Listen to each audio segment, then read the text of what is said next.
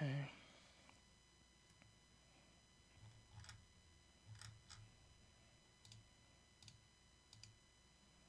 Hello. Hello, Hawks.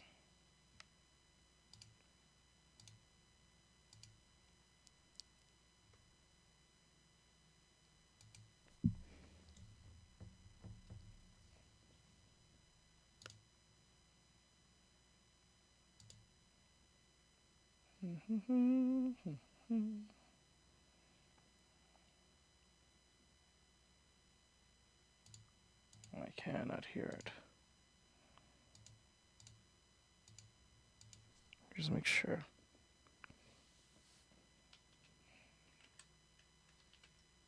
Artextric said. Okay, it's working. Okay, good. At Artextric said. Alright, cool. I wasn't sure if it was working or not.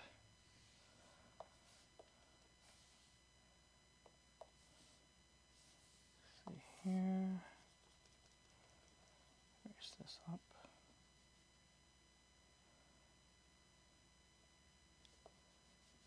Raise this.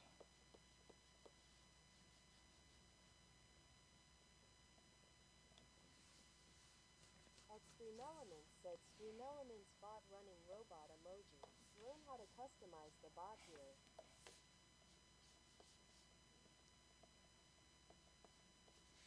Okay, cool. Got that in there.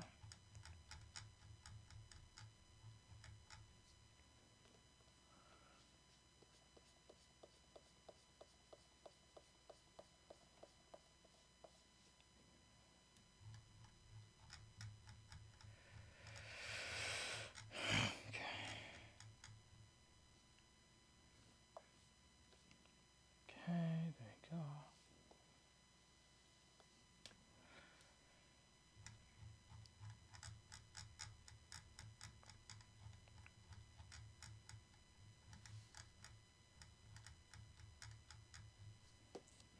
Okay, I think I drew the... It's not supposed to be that thin, it's supposed to be thick, so let me fix that. Okay.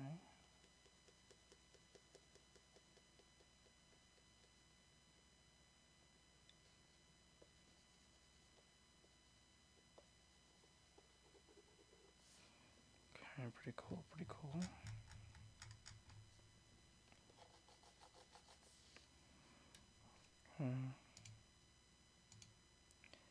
Alright, let's play this before I do that.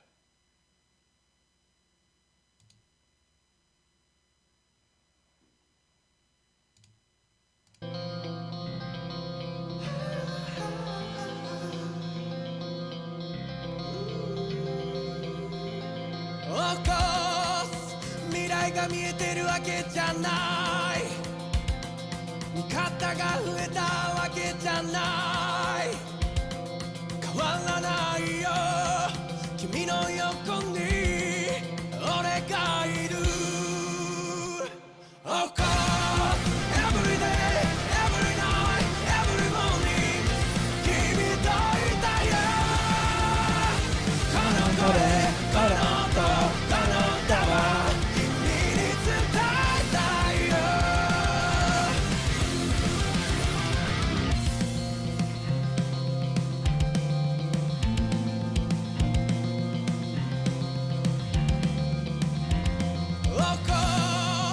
世界を変えたわけじゃない強くもなれたわけじゃない変わらないよお前の横に俺がいる Of course Every day, every night, every morning 君といたよこの声この音この歌は君に伝えたいよ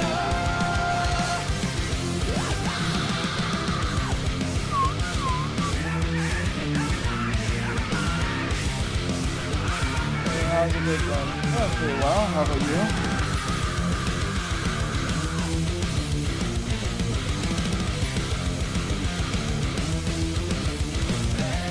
Of course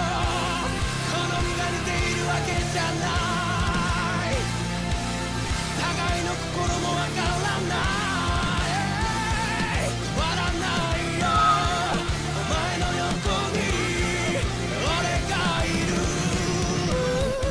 Of course every day every night every morning I want to be with you あの声 I am doing an automatic. 君に伝えたいよ変わらないよ Of course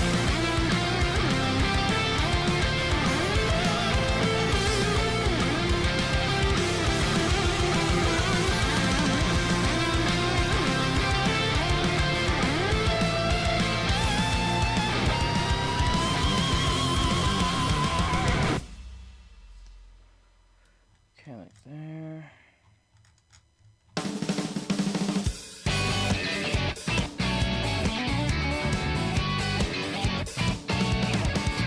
Yeah. But how is your day? What's going on? 誰もがハーフハーフヴァンパイアいつも誰かのライフをむさぼり食って生きてるクラクラ浮いてる誰かをハウエバ自分を隠しながら睨みつける愛さえただの道具にしてしまうそんな世界で揺れて However Oh god, sorry, it's missing.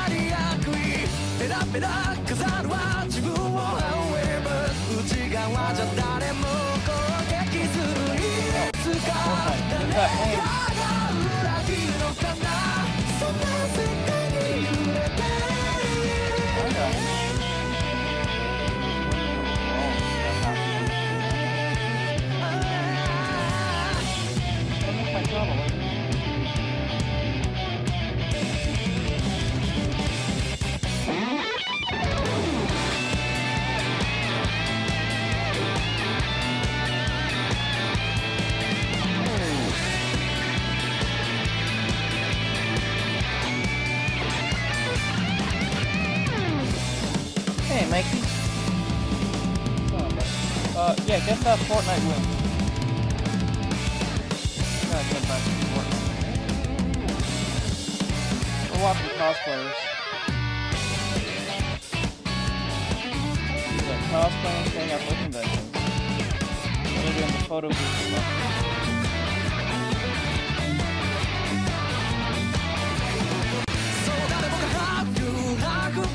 いつも誰かのライフをむさぼり食って生きてるクラクラ売れてる誰かを However 自分を隠しながら睨みつけ You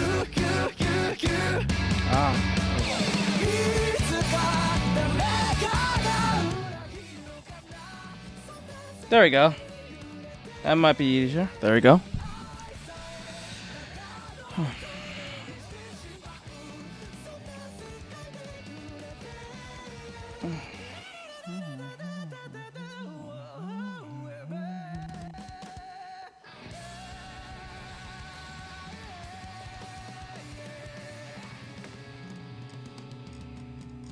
Okay, like that.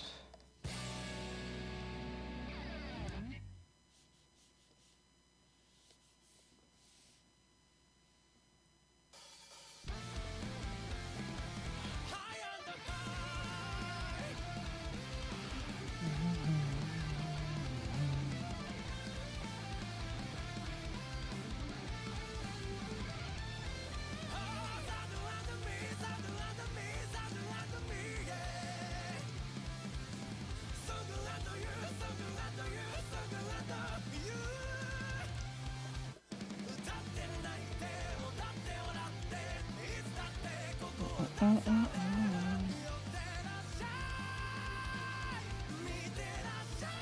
we go.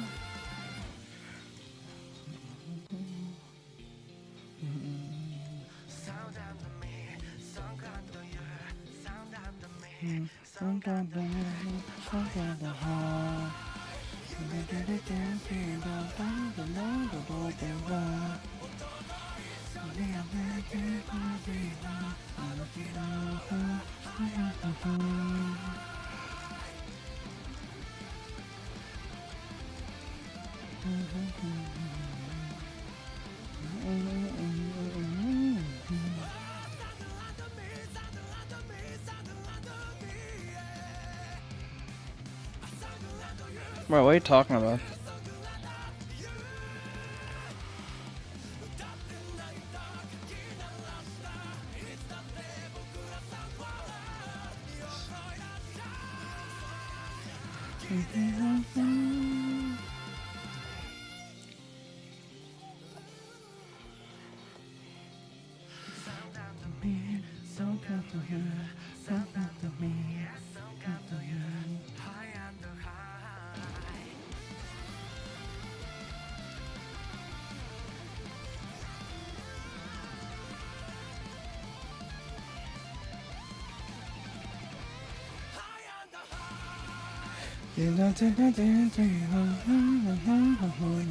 Oh, this is the best one I like. From Panty and Stockman. Nice. Zorro! Let's go, Zorro!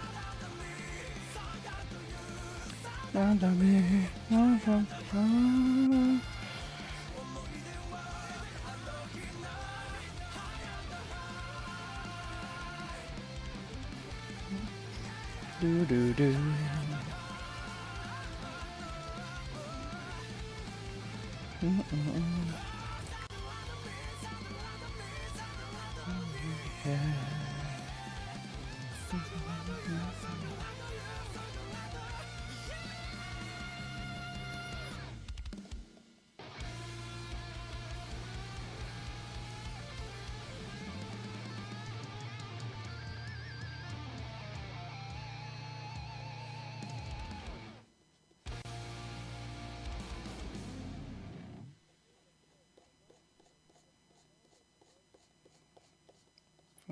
Boom, boom, boom.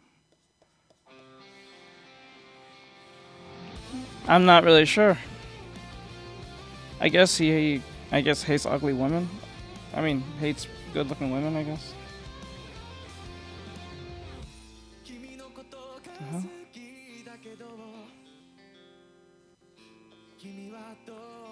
And cosplayers in general? Oh. Hey, what's up, bud?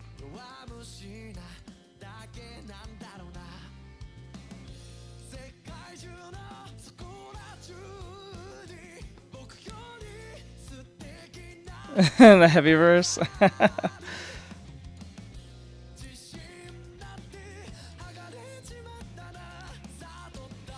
No, they like it. That's why they're here. Because if they didn't like it, they won't leave. They low-key like it. They don't want to admit it, though. It's okay.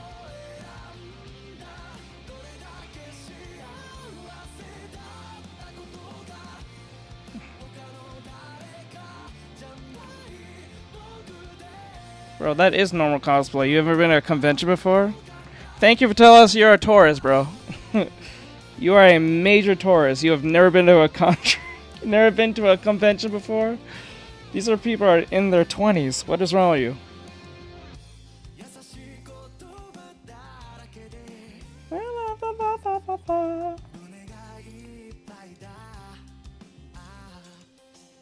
You saw grown men and women. The fuck wrong with you?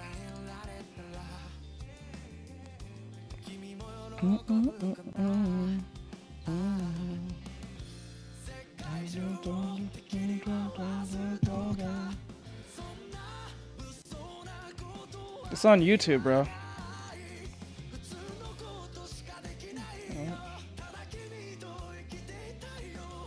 They're saying insane things.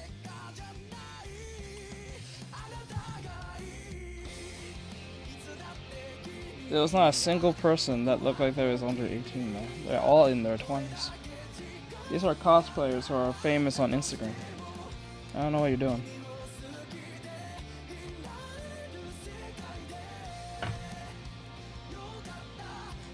Bro, or just saying craziness for the sake of saying craziness. Been to one in my small town, and I remember seeing Silent Hill Nurse and very tall, thick Zero Suit Samus. Let's go! Let's go, bro! Let's go, Mikey!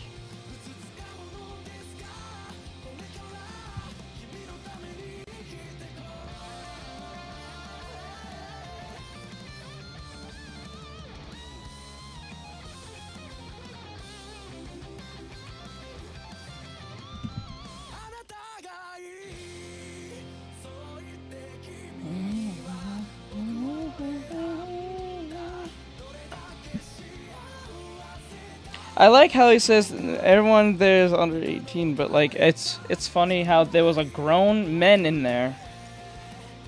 That's funny. So all of them are under 18, but the grown men aren't.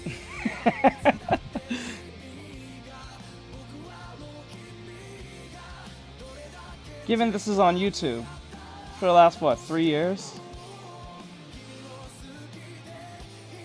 Must be scared of good-looking people who are in shape.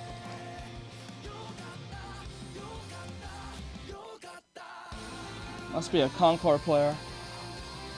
Hey, bro. These are famous people doing their thing. I don't know what you're doing.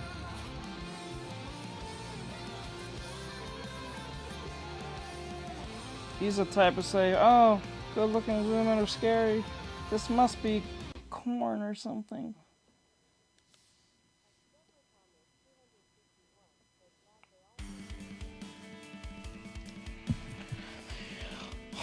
Yes. Yes, it did. Thank you for the like, Oscar. Thank you, my dude.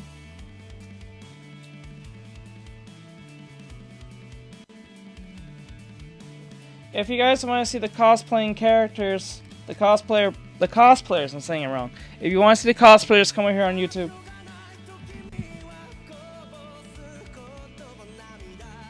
Right now we're watching cosplayers as I finish this artwork.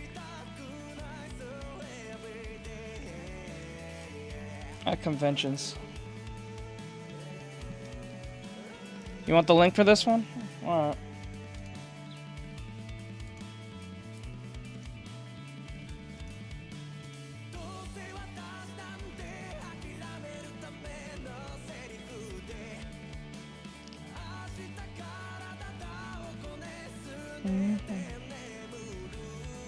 Thank you, I appreciate it.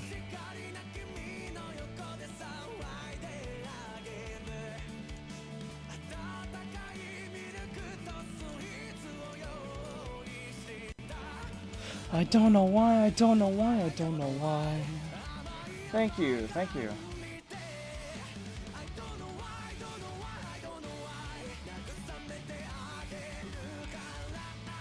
I think that's a guy.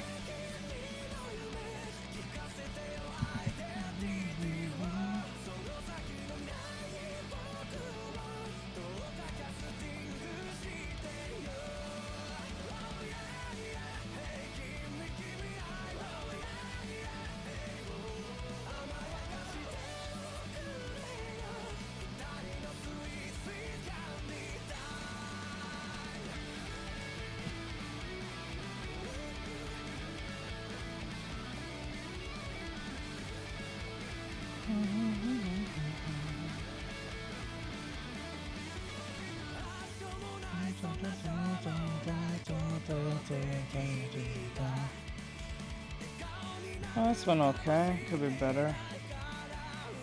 It could be better. Could be better.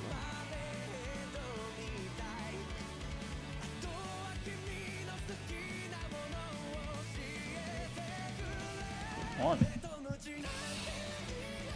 Can't be morning for anyone, no. It's morning? For you over there, Jagger?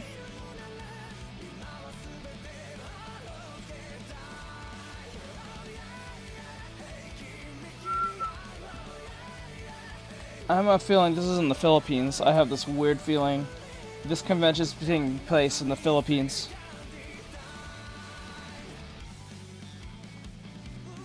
Just have that feeling.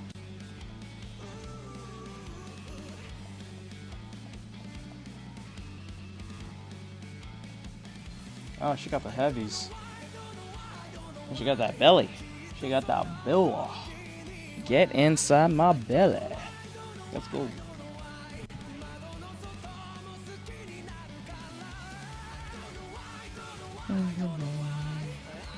Yeah, it's 4:40 in the morning. So true. Yeah.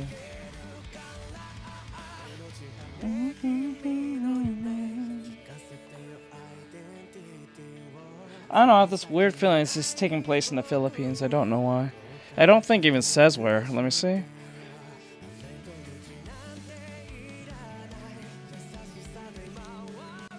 It's a music video. Yeah, it's Philippine writing. It's in the Philippines. It's in... I think the Philippines have their own way of language, I believe. Like characters and stuff. I could be wrong.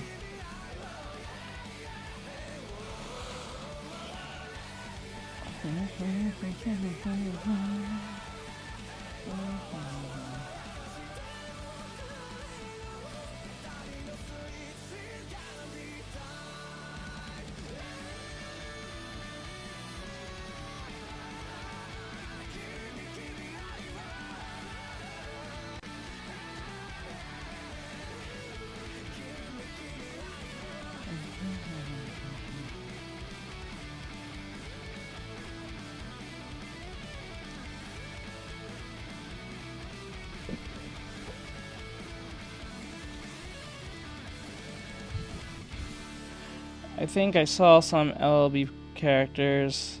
It's really popular there in the Philippines. MLB? What's LLB? I was gonna say My Little Pony, but that's a B, not a P. So I don't know. I'm not sure what's the P for.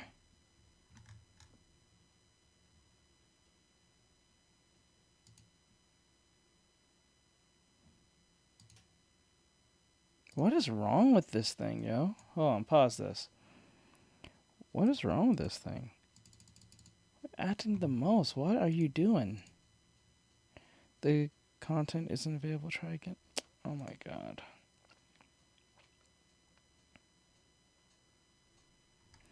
Oh, I heard that. It was some type of League of Legends. I forgot what it's called, but it looks like League of Legends. Like just.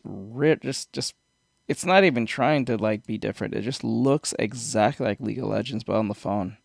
I forgot what it's called. I know what you're talking about. It's just like I forgot. What was it called?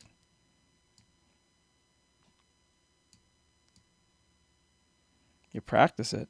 You break it down in pieces. I have tutorials out there that you can go check.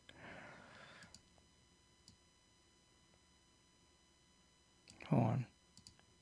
It's been acting very strange lately. I don't know why.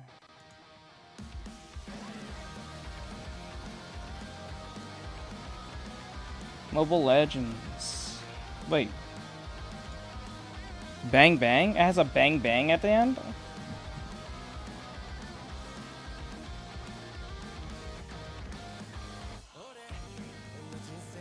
I don't fear the furries. It's the bronies that terrify my very being.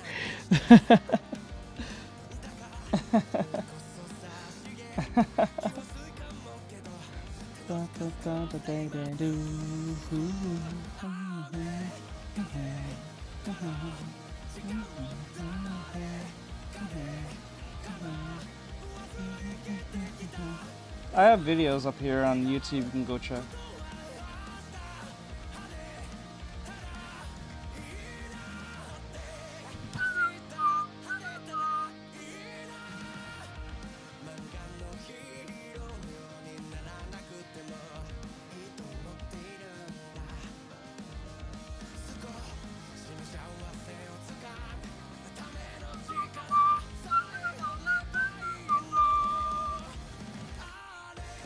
Yoruichi, huh?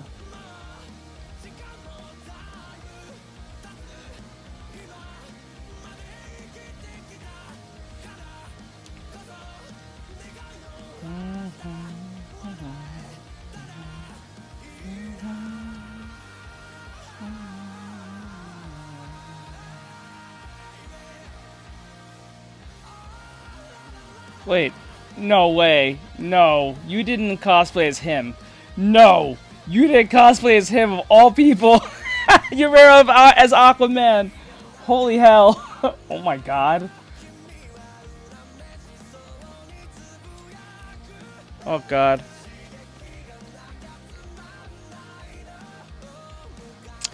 So where's Carol again? Where's Carol in Poisoner? You can come back now. There's a bunch of ugly dudes on the screen now.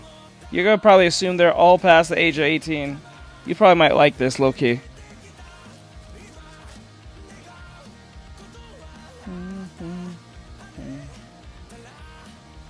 Shark Boy. There's some furries here, if you want to see that, Colonel. Because I'm pretty sure you won't assume they're under the age of 18. I'm pretty sure you won't. You probably like this. You might like these ugly motherfuckers.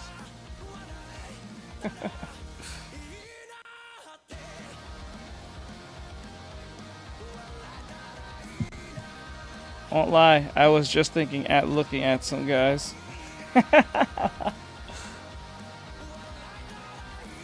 For references. Gotcha, I gotcha.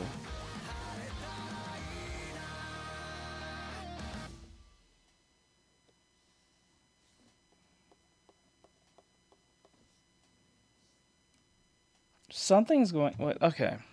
I don't know. What the fuck? Okay, hold on. Something's not right. There must be. Okay. 1, 2, 3, 4, 5, 6.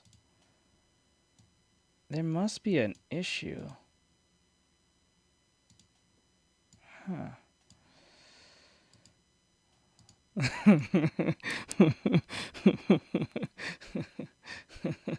Why when you say that? I thought of the I thought of that meme. I thought of that meme from I Show Speed with the fucking little robot. Oh, it's working now. That's not working. How long is this video, bro?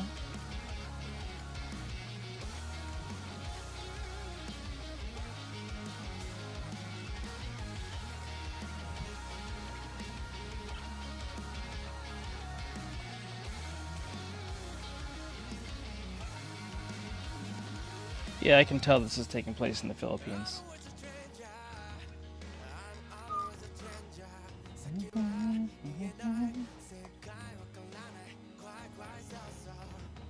Celery sticks.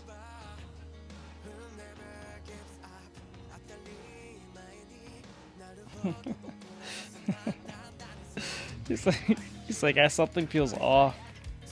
That's funny. Something's off.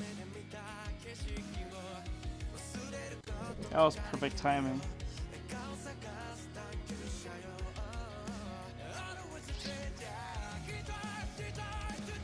Didn't I just see you? Uh-huh.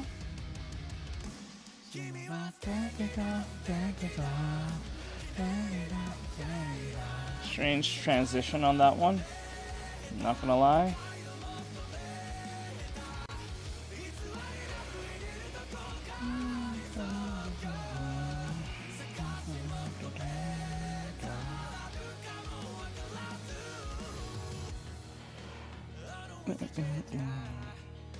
Wait a minute. Alright, I have been thinking of something. What have you been thinking of?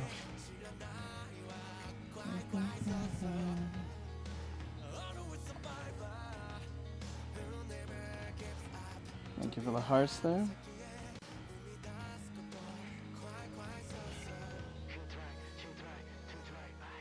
Technically, you're not wrong. Mm-hmm.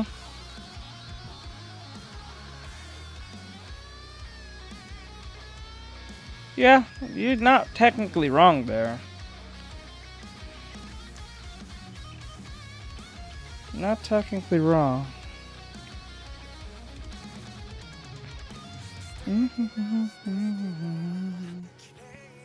Turn it off.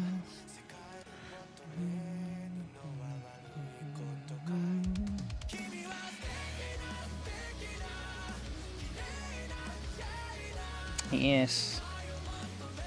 She is the heaviest. The heavies.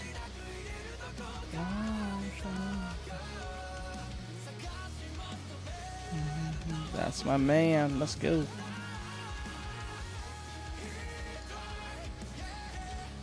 Considering that it will become great. Wait, hold on. Yeah, that one. That or have new core can increase the heavies. Oh no, can she? I don't think she can just grow any body. Well, actually, I guess the second heaviest would be that one chick who can make her hands big, but I think she can make her whole body big in certain areas. Kind of like Luffy, but I don't remember her name. So, because that's one you can actually pick.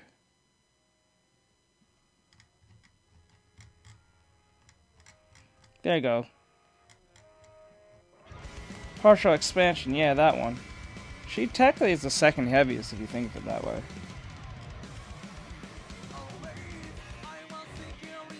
We're not going by weight. I don't ever thought about weight.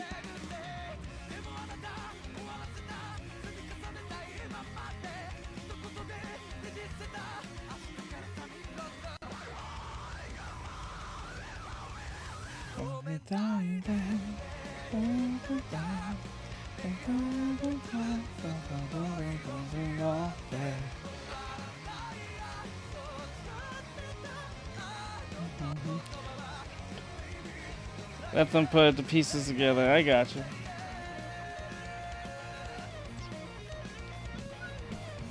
Okay, now I'm gonna start bolding the lines out now. I think we're good here. I don't think I need this anymore. Yeah, I don't need that no more. Now I'm gonna bold out the lines and clean up whatever I need.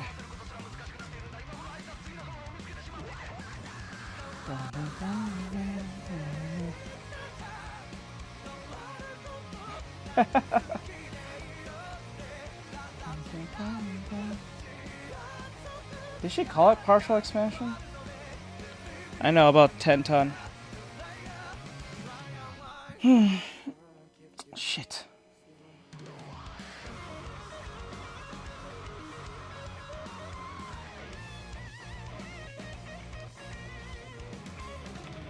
Should have intern under. Imagine if he did.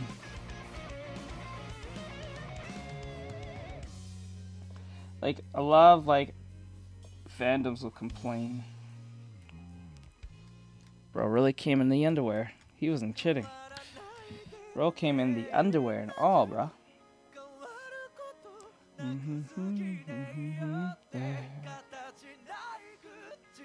I got you, I got you. Give me a second.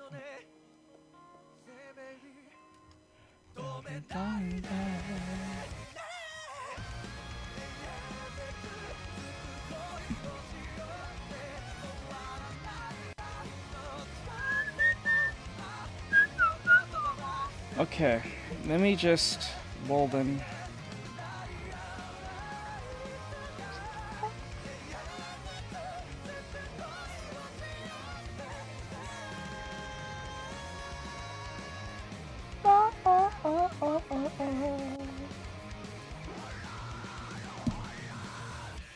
Oh, it's not? Sorry about that.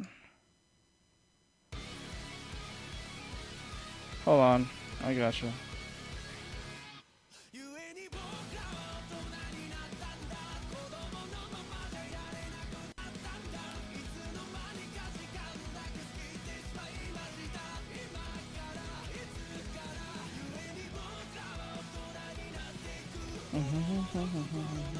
One Piece.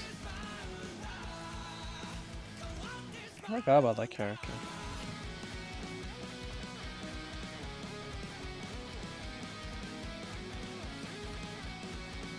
Shit.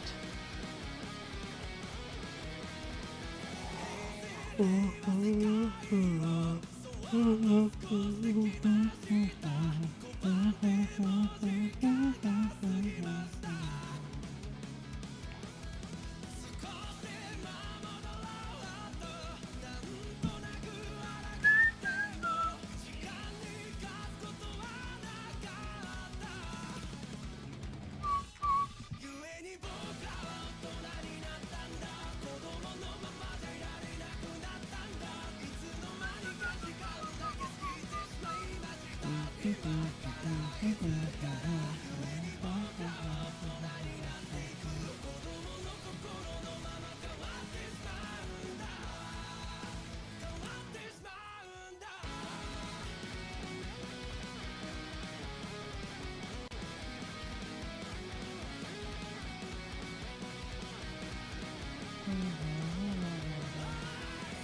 gonna cut? What does that mean?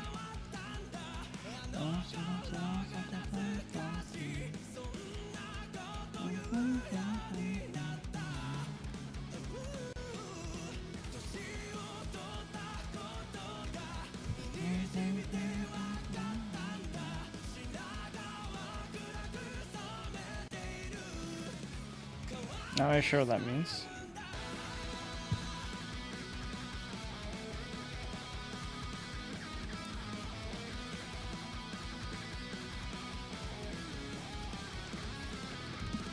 Right?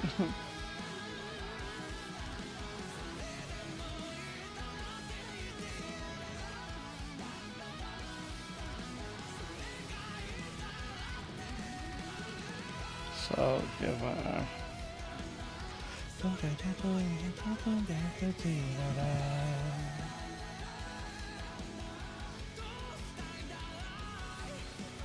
Bro really came in the underwear. He was not kidding on this cosplay.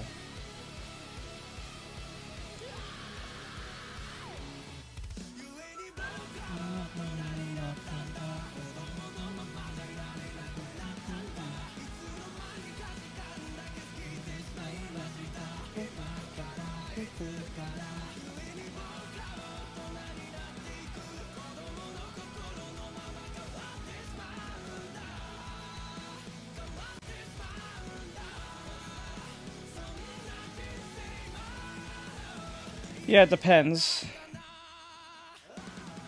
They usually put their names right in the corner and what show they're from. It'll be right there, right next to them. So if you don't know who the character is, at least you'll have an idea where they're from.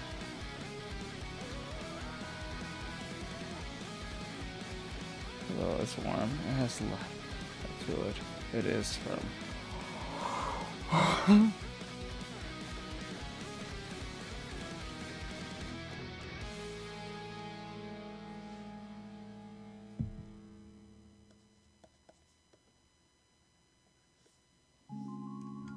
Oh no.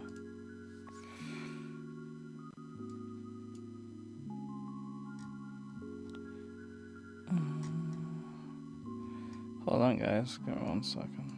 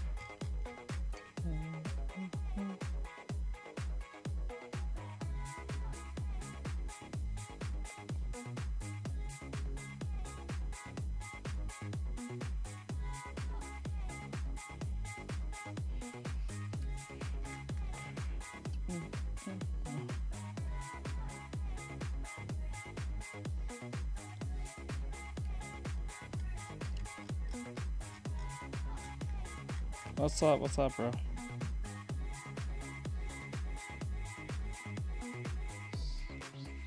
We've been standing in the rain all night, crying happy tears for you.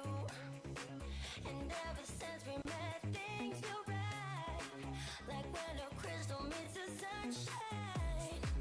I can burn up in your Elf! all night and spread my ashes over some time. Perona, huh? 'Cause in the sun We got Perona. feel alive.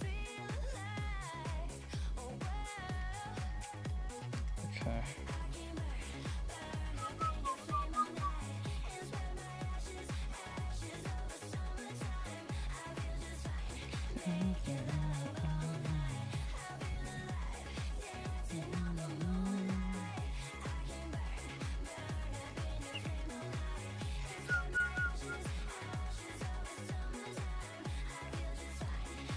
She does. She does have the heavies. You're not wrong. Oh, I know you. I follow you on Instagram.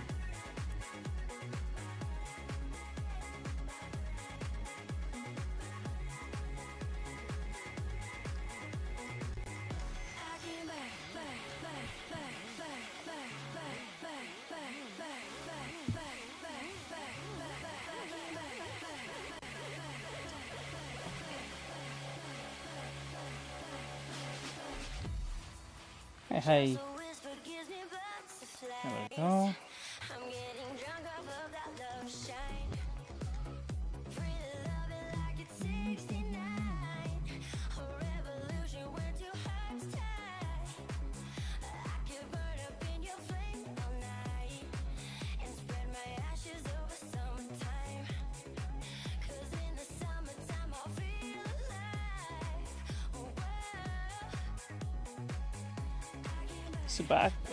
Tsubaki.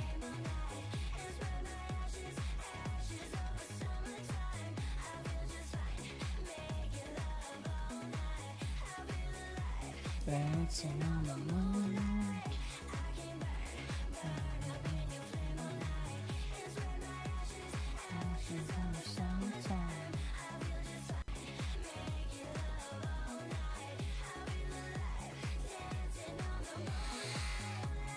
Oh, the bags, because that's usually what you see first.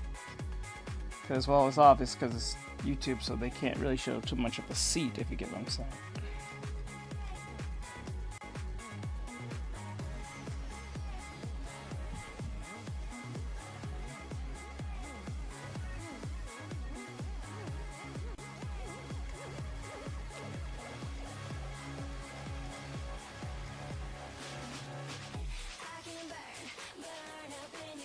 Some of them.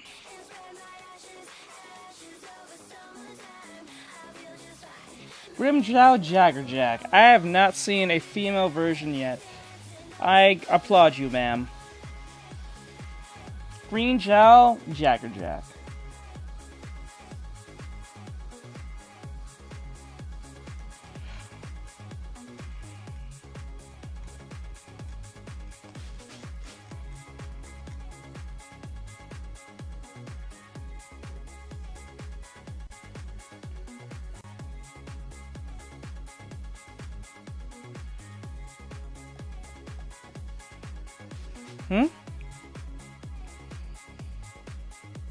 Let me see.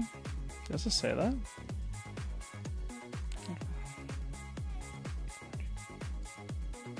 Does it really say that?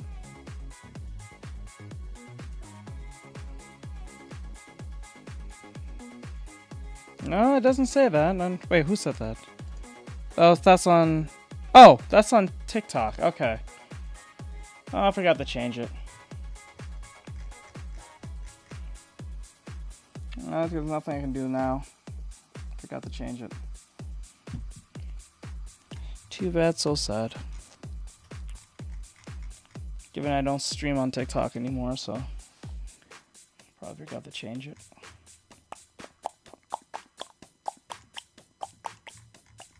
Well, no.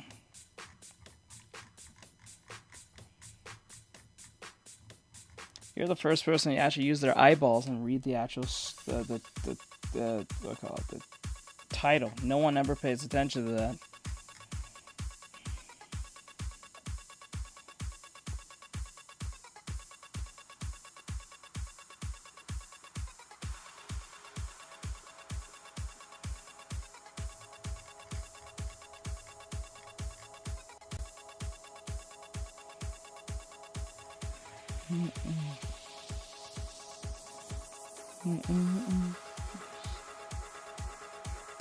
They're still phenomenal. Yeah, we do traditional art on Mondays. Only on Mondays.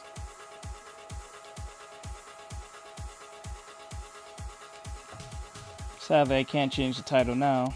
Not like that we can on like YouTube and TikTok, on Twitch.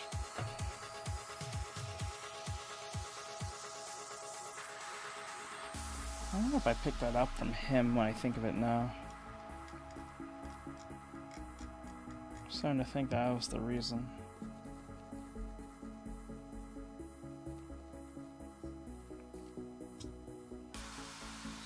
We've been standing in the rain all night, crying happy tears for you. And ever since we met, things feel right. Like we Ugh, crystal meets the sunshine. horrible. Get burnt up in your flame all night. I don't get the term femboy. It's just a gay man. Like I don't like it. Just doesn't make any sense to me. Like what? I don't. Please, just what is the difference? Like, just tell me the point. Like, what is the difference? It's just a gay dude.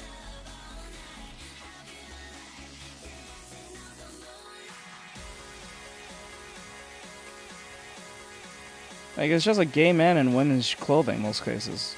Like, I don't understand the term. Oh, I didn't see it? Hold on, wait. Let me go back. I didn't see the Tamari.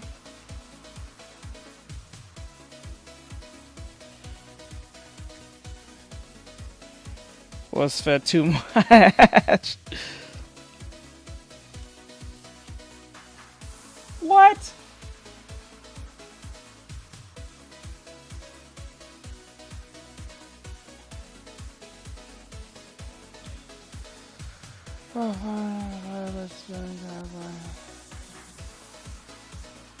Can't really tell me what it is. Thank you. Issued has been restricted reasons.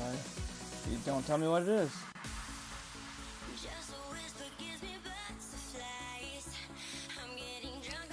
God, I should just have this on mute. I see straight men represent feminine. Well, that doesn't mean represent feminine. That doesn't make sense. In your flame all night. And spread my ashes over summertime. 'Cause in the summertime I'll feel Actually, you know what? We'll talk about this on YouTube because TikTok is a pussy. I can't.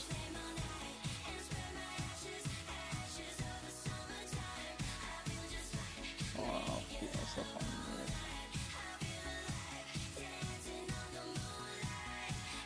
Just give me a restriction for no reason. They hear the word GAY and then they get mad. What the fuck? I don't understand this fucking app. How do people be on this app?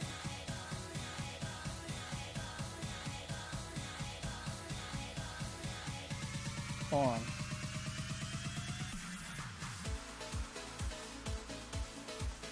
Microphone. There we go. I don't know. It did. It just literally got me a strike. Shit's fucking dumb. This is why I don't like streaming on this fucking app. Became pussified even more as time goes by. Let me see. Femboy is a guy that looks like a female when dressed up, like not always gay. That just sounds like a trans individual who don't know if they're straight or not. I don't understand that. Like, okay, let me see. Not a necessarily. A femboy is a guy that looks like a female when dressed up. Not always gay. Still, they be out here fucking women as a as a femboy? I don't think so. Like, I don't know. That doesn't make a lot of sense. It sounds like a tran. That's what it sounds like a T to me. Honestly, I thought TikTok would just be Twitter. No, the sort. No, on Twitter you can get away with saying shit. You might piss off some people, but you can get away with saying shit.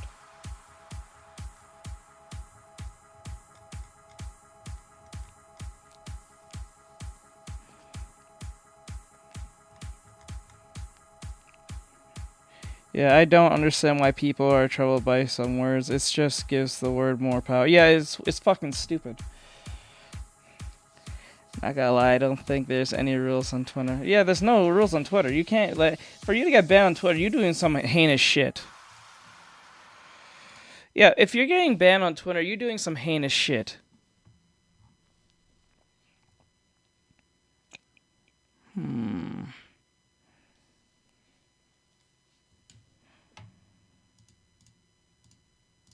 I think that just muddies the waters for things.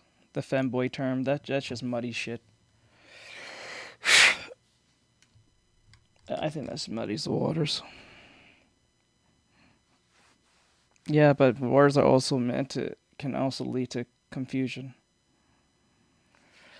Let me see. Words should stay with meanings, what they mean.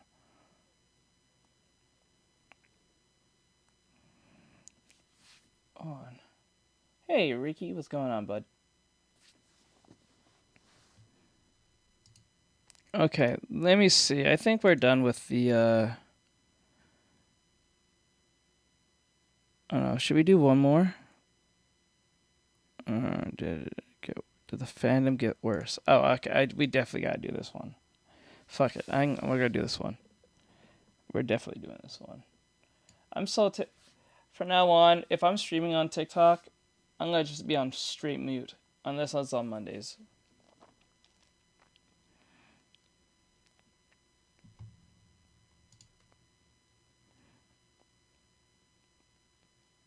No, that's just a distortion. That's reality distortion. That's not reality. That's a distortion. That just confuses the shit out of things. It's like let me see. The thing is, let me use an example.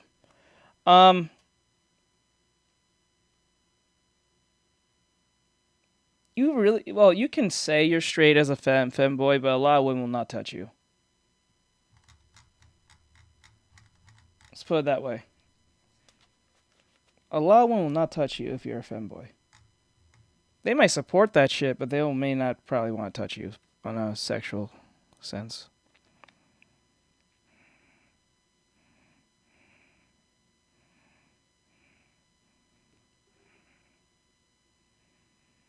You should just ask them. But then again, asking them might be offensive, or they might just lie to you, so it's like, it doesn't really matter. On the long run.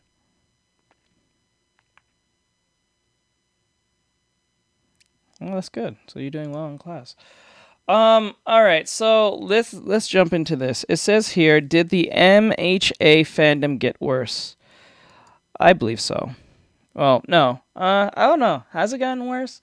I don't see a lot of people making a lot of vigilante fan art like that, other than like the characters. I don't hear them making a lot of headcanon in the vigilante side of things. It feels really toned down. I could be wrong. I don't feel like a lot of MHA people are really pushing a lot of vigilante stuff instead of the original MHA.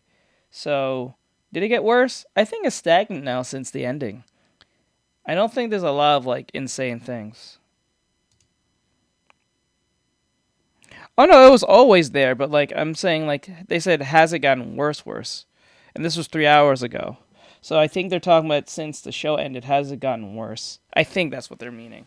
I could be wrong. But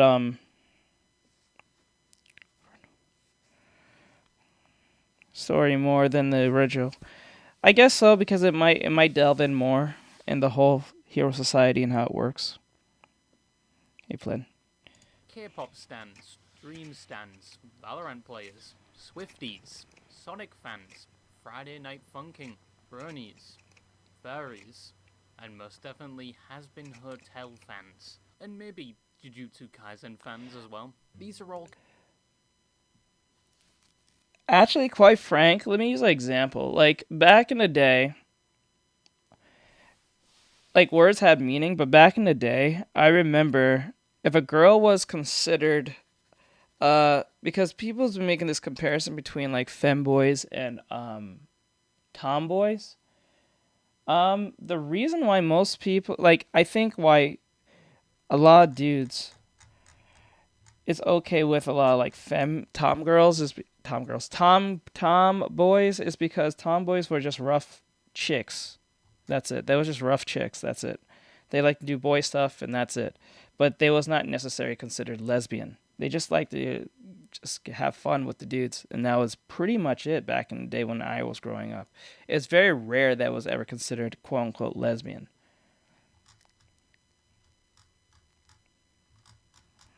That's not a problem because like the thing is back in the day, tell me if I'm lying for those who grew up in the like 2000s or so or even 90s. Whenever a girl was considered a tomboy, they usually was just rough and that was it. But like the thing is,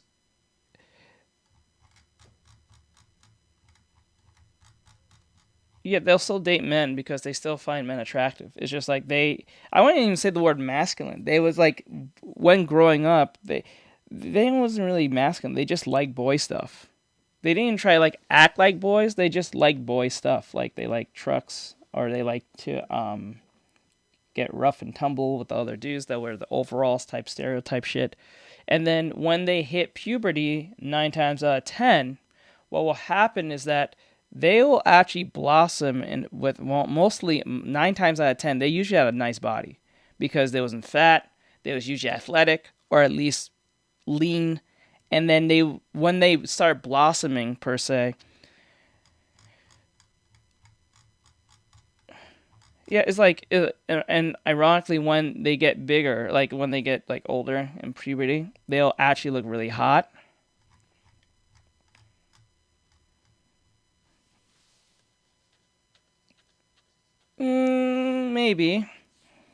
Maybe, but like she was never labeled as quote unquote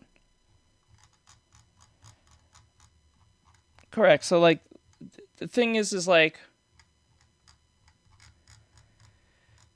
yes, they're usually in shape.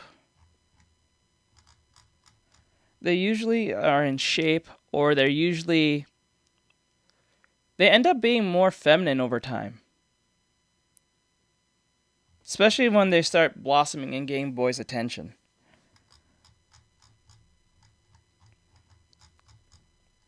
That was a thing. The girl who was like considered really like tomboyish and one of the guys end up being like a potential love interest. That was the thing back in the day. That used to be even the stereotype in like some movies and shows. Or something like that.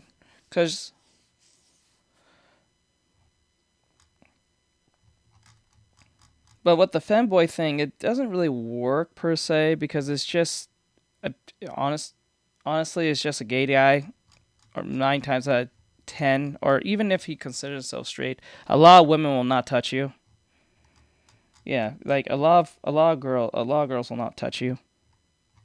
And like romance-wise, once they realize you're actually a femboy, some might, but most won't. Communities where their reputation precedes. But this is the difference. Some girls might find a femboy attractive, and they might consider him straight or whatever the fuck he wants to refer to it. But most girls who are tomboys will be touched by dudes because it's just a female at that point in their heads. It doesn't really matter if her orientation is for men or not. That's the desperation of most men on that sense. Because if she says, like, if a tomboy says, I'm not really into dudes will still try to like flirt and try to talk to chick. But if a femboy says I'm not into girls, they won't touch him. They don't even talk to him. Well, they might befriend with him. They might befriend him, but they're not gonna fuck him. They're not even gonna try flirt. That's the difference. A dude will flirt with a chick even if he knows she's not for that orientation. Nice. But like that's the difference. Most men will go for a chick even whether they're for their orientation or not. Most women will not touch a dude if they're not into them like that. They'll befriend them, but no. Them mostly because from the outside. That's why saying you're a femboy and straight doesn't really work for you.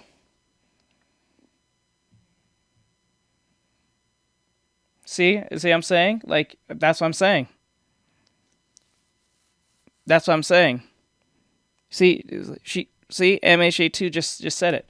I know that for a fact because dudes will talk to a chick even if she's lesbian. So if she's a staunch lesbian, that like if she's a staunch lesbian, right? But dude believes she's pretty enough for him, he will try to talk to her regardless. It happens. The bitch can look like a dude.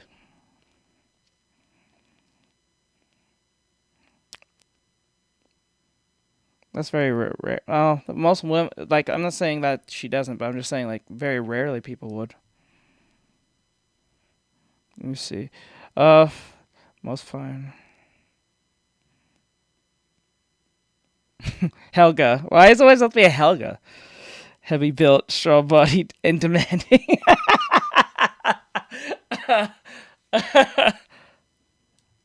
So that happens. So like this is why when you guys say I'm a femboy, I'm straight, that don't work. That really doesn't work. That really doesn't work. Like I'm saying, like 9 times out of 10, no one will touch you.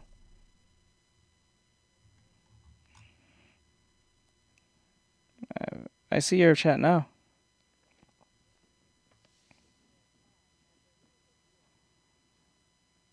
That's why when people say I'm a femboy, I'm straight, it just doesn't work in my head. I'm like, that just muddies the waters for things.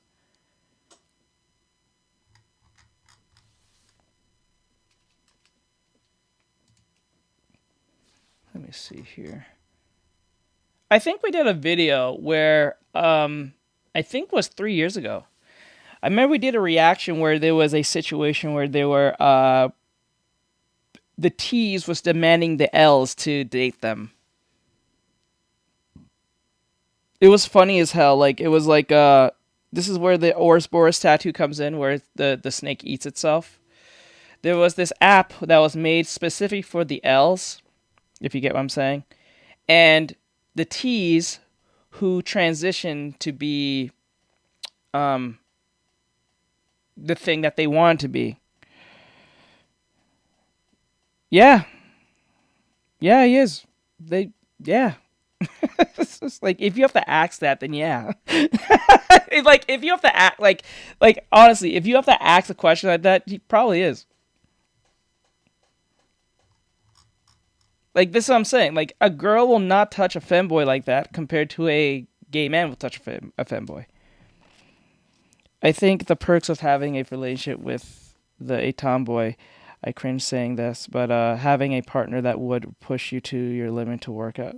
I don't think that's not a cringe thing to say, because most most tomboys would be in shape, so it would be weird for them to be with a dude who's overweight. That, you just proved my point. You just proved my point.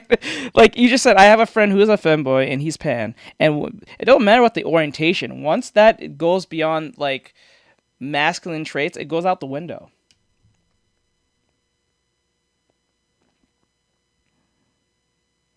Like, let's use an example. Like, a dude can be like a gay dude. I think tomboys will understand. Yes, they usually do, because they're usually around men, and men tend to like sometimes combine in them. Sometimes it makes sense. Like, when you have a chick who only hangs out with girls and just hangs out with guys because guys accept them because, well, she's a chick and nothing more. But when the tomboy who hangs out with dudes, understand dudes, talk to dudes, they have more of an understanding of men to a degree than that of a woman who just hangs out with men because they just want to fuck them. You understand? Like, you know what I'm saying? This is why tomboys will be more accepted by men and will be fucked by men compared to a femboy will be accepted by women by just friendship standards but won't be fucked by them. Even if he's a pansexual, bisexual, whatever the fuck you want to call it. So that's the point. You know what I'm saying? Like, most girls will befriend a femboy, but most of them will not fuck a femboy. Most dudes will befriend a tom girl, and majority of them will fuck said tomboy, sorry. Because they know in the back of their head whether she's like understands men or not, they know that's a chick. That's how men work. It's that last basis of life, of what it is. Bar Lake? I'm not sure what you mean by that. Bar Lake? Gotta explain that one to me, bud. But yeah, that's why the femboy thing don't work. You can say you're straight as a femboy or you're pansexual or the fuck, but that doesn't work. That usually don't get women fucking you. So I'm just saying, not saying there hasn't been women who has fucked a femboy, but like 9 times out of 10, it's not a choice. Oh, that's what's his name? Bar Lake? Oh, that's his name? Okay, this is my first time seeing him. I didn't really introduce him yet. We just thought we had a conversation with the whole femboy thing. This is why when people ask me, are you drawing a femboy? I think that's pointless to be drawing. Because 9 times out of 10, if I'm drawing a femboy, it's just going to look like a chick. So why would I even bother drawing a femboy when I can just draw a chick? Like an anime chick. Because they usually draw the femboy very female presenting to the point that you can't tell if it's a woman or not. So why am I drawing a femboy when I can just draw an anime chick? And usually those femboys be looking like lollies anyway, so fuck that. I ain't doing that shit.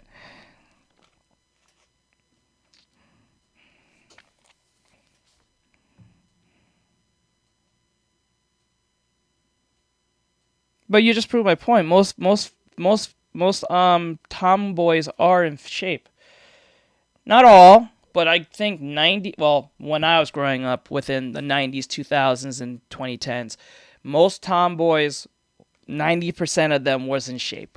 They was in a sport or something like that. Another thing is, if you're a trans femboy, like my friend, it adds another layer of difficulty.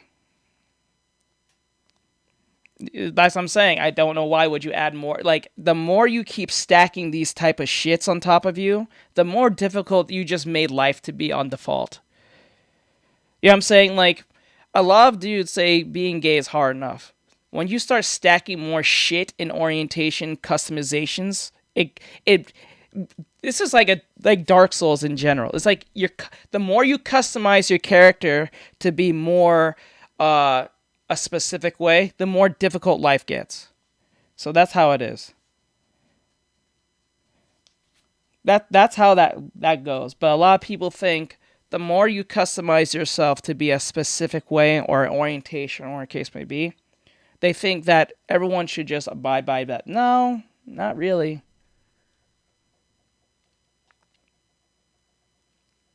Not really.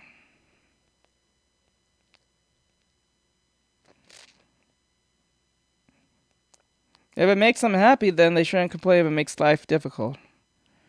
You know what I'm saying? That's like saying I went into the military, life is difficult, but you choose to go in the military. Are you happy or not? No, I'm going to do my own thing. But yeah, the whole point of the whole femboy thing is like, it doesn't really work when people say you're straight.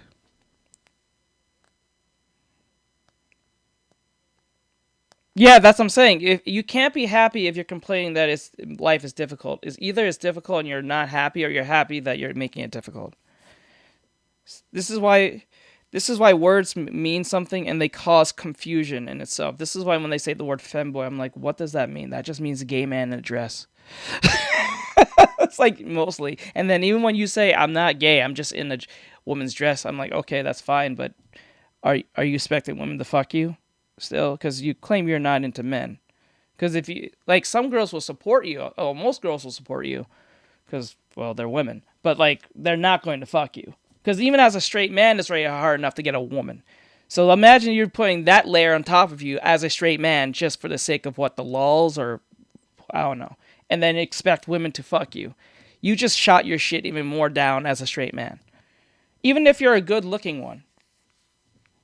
Because there's a lot of dudes who are like gay, and they're very good looking, and they are in shape, and women want to fuck them, but once they say, nah, I don't fuck women, women are like, damn.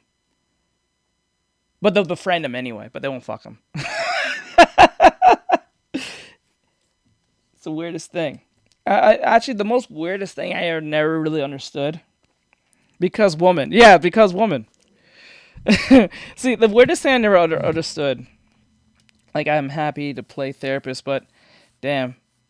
Yeah, that's why. Why do you think I jumped out being a therapist? I knew for a fact I became a therapist, so I lost my license. Because when you start making sense, it goes out the window.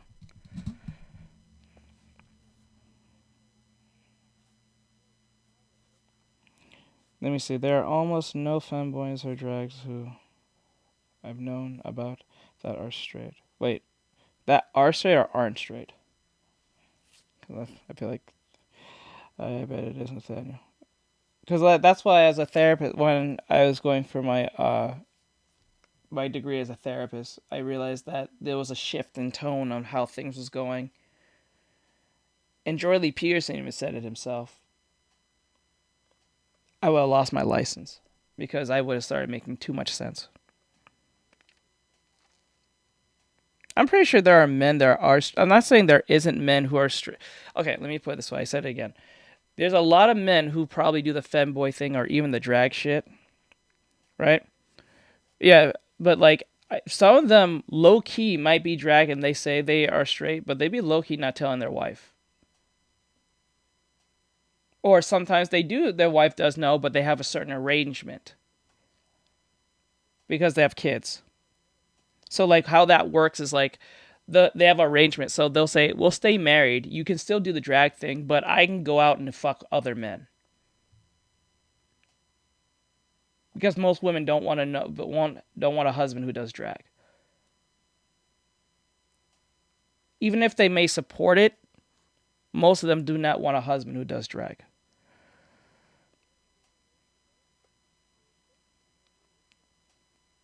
What are you relating to? That's the strangest part. A lot of women do not want a man who's doing feminine things. They may support it, but they don't really want a man who does feminine things. Yeah. That happens more often than you think. So that's why they'll do this thing where they'll still say they're straight. They have a wife.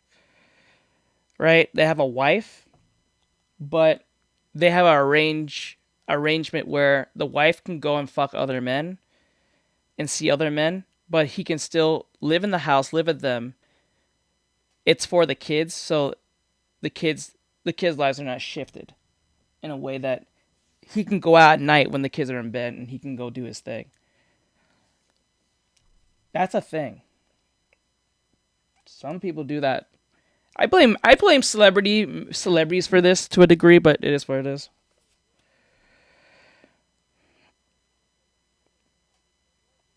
Things, yes. They want you to be connected to your I wouldn't say the word feminine. They want you to be connected with your emotional side, but they don't want you doing women shit. You know what I'm saying? That because if that's the case, they would have just dated a woman. You know what I'm saying? She's not the only girl who do those. Yeah, they want a form of empathy. But they don't want a man who's doing women shit. Or doing women-like stuff. Don't get me wrong. There are women who will support men who do that. But they're not going to fuck a man who's doing that in most cases. Some will. But majority of them will not fuck a man who does women's shit. Yeah, it'll give them... Yeah, that's where the ick will come from. That's where that will come from. Other than incompetency. Like, the ick will come in if he's incompetent in certain aspects of life. Like, whether it be the sex, or whether it be he's not really working hard enough, he's not putting much effort, or he just did something that is so cringe, or he's not tough enough, or something like that. So he's not... Like, say, for instance, like...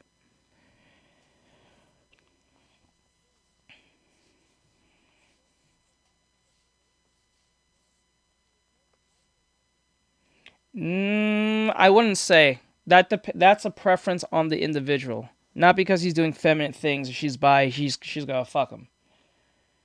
Because there's people who are bi. Some girls like a girl who's like That depends. No, what text did you say? That depends on the individual from that point. That has nothing to do with the actual orientation. That has to do with the individual in their head at that point.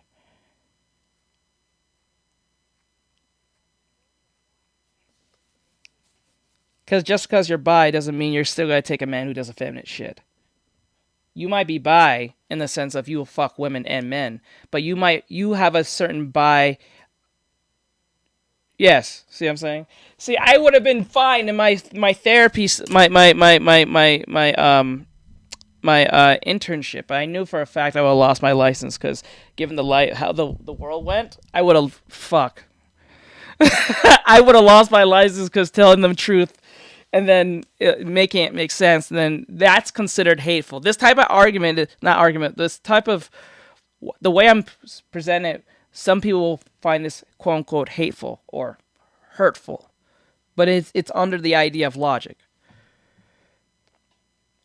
Because just because you're bi doesn't mean you'll take a woman who's like masculine. You might like a woman who's still thing.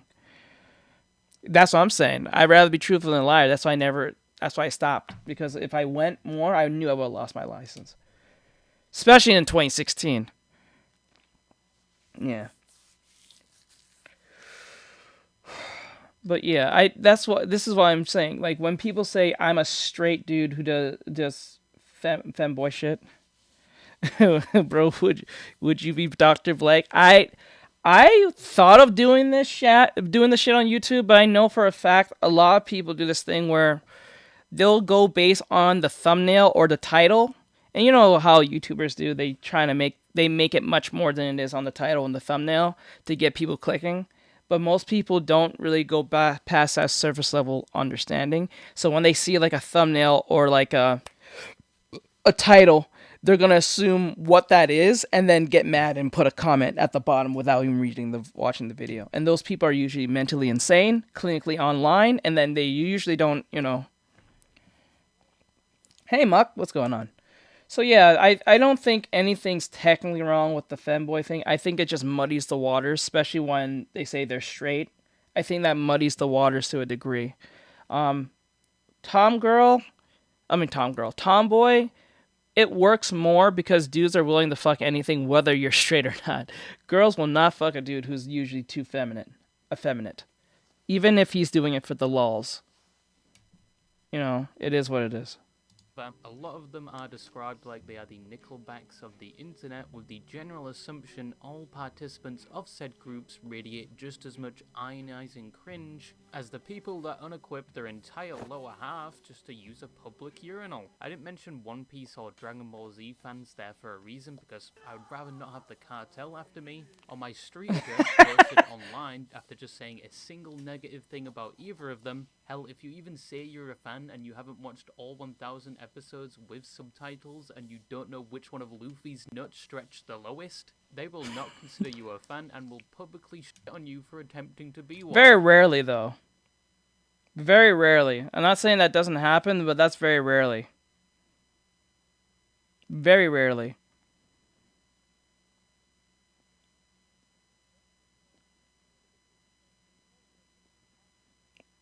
Yeah, some men will think it's repulsive because it still kind of muddies the waters to a degree. But then again, it's very, very unlikely. Most men will just like hate you because you're acting kind of like tomboyish.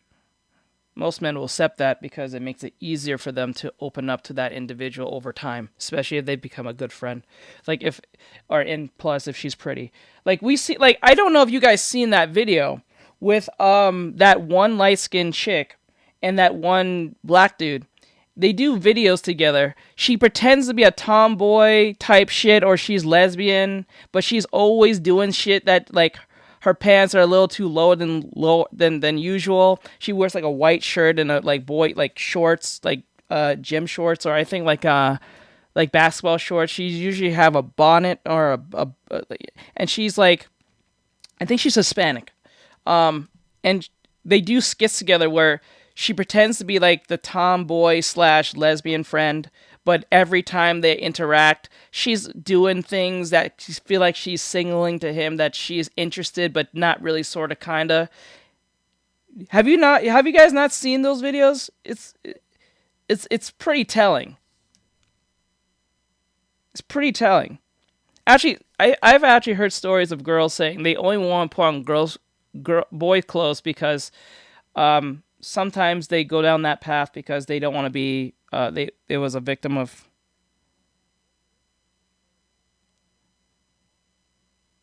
Yeah, there's some men like that. There's always learn this.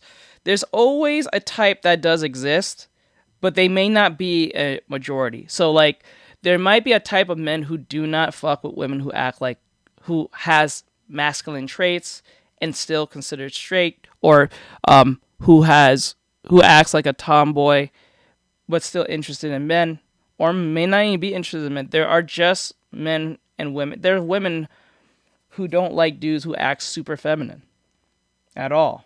Majority, that's most women.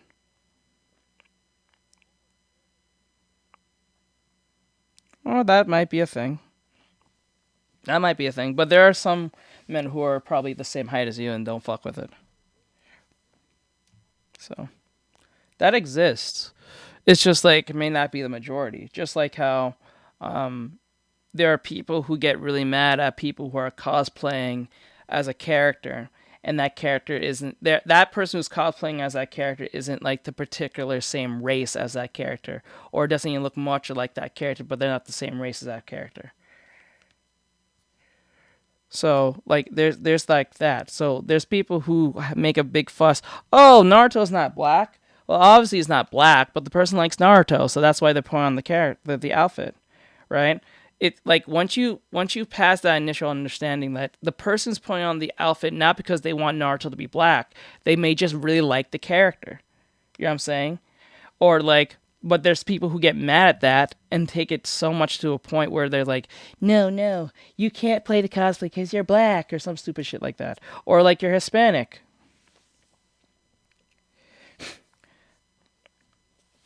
Right? I find that to be loser. Yes, it's loser behavior because most, like, let's be honest, majority of people who are watching Naruto or watching any form of anime, they're not all Japanese, and they're not all Chinese or Korean or anything like that, right? So you have to keep that in your mind. So I don't know why people think because a person. I can understand if you're trying to like do a black theme version of Naruto. Then I can kind of see where you're kind of making that argument. Sure, but abilities to knock out a 6 foot Son Logan at the same time. I need to see this. I need to see this.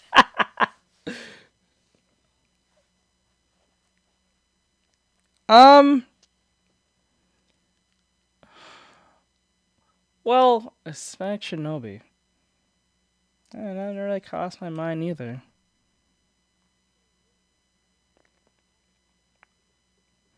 I want to play cosplay as a Rikage.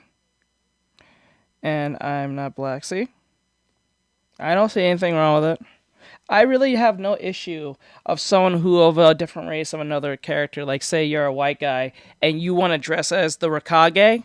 I don't see the problem with that. I don't think that's racist. I don't think that's racist. I think that's cool that you want to, like, just like if someone who's white, like if is it green face for a white guy to put on green clothing on his skin to look like Piccolo? Is it racist? No. Even though people claim that he's black coated, I don't think it's racist.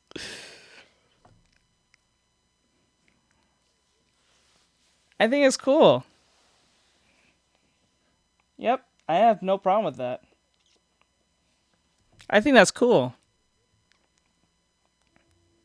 Not yet. It's not racist, not yet. Anyway, these communities have a reputation like this, and one similarity they all share, which is usually the smallest percentage of the community that commonly accounts for 5% Yeah, he's an alien. of the whole fan base. Mr. And I don't know why. This is the one thing I don't understand.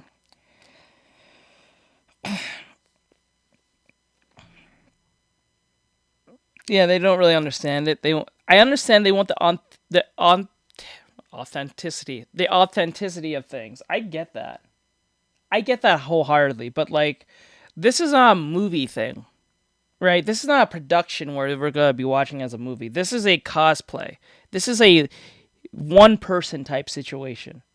So for every like for every 10 Namis you see, at least 2 out of the 10 will be black or some non-race.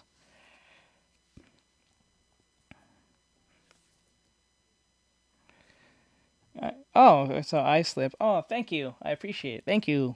I appreciate it. Thank you. I appreciate it for there from such a I slip. Thank you. Yeah, so it is what it is. Are usually the loudest, most visible part and the first thing outsiders encounter, which results in that instance being their initial and possibly only perception of the entire community. Even though the rest of the community may not be like this at all, they may just be silently enjoying that form of media or hobby, but unfortunately they will still share said reputation just for being associated with that thing. But those parts of the community are the ones that are seen the most, and are the people that either enjoy that form of media so much it will often be the only thing they post about, they are overly enthusiastic or serious about it to the point where it starts to become obnoxious or feel like they're trying to I don't think so, because Eddie Brock has been inside that man for like decades now. He's just an alien. And actually, he has never been black all the time. He's been straight up blue. He first initially was blue. He just became black over time. He became black, I think. Oh no, I think, yeah, comic book wise, he was blue. He was like a light blue color because I think Stan Lee said the reason why they made him blue is because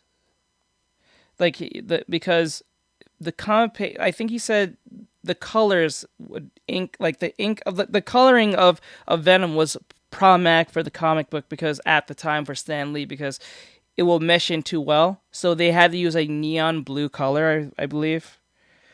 And then also with that, I know because of the black Spider-Man suit. Inking and printing problem. Yeah, it was an inking problem, but like I understand why people might come off thinking he's a black guy. I don't think based on just color alone should be a good reason. I think that's a little superficial.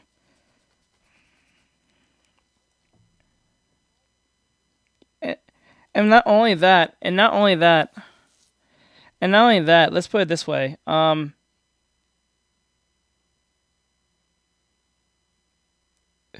Let me put it this way. I don't know. I don't think that's a good enough reason to refer to Venom as black. He never ever came off black to me, or come off like he has any particular like traits of a black guy. To me, I don't think so. And I don't think a lot of black people will be okay with the idea of a character who was used to be extremely villainous who became somewhat of a hero recently, to be represented to a degree. Unlike Piccolo. Piccolo was evil at one point, but he was more good. He had more good in him than he was evil. And I'm not even talking about King Piccolo, I'm talking about Junior specifically. To be honest with you. Yeah, mostly. As an anti-hero. But no, I don't think the reason why he's he's black makes him a black guy. Because, like, if that's the case, then in 2017 Power Rangers, the Black Ranger should have been actually a black guy. But that's where that issue comes in.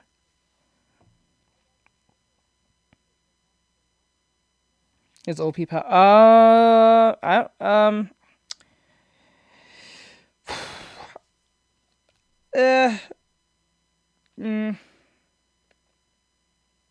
I think what you're referring to is when he can clone himself and shit. Yeah, I don't understand that shit. He can clone himself. Let me see.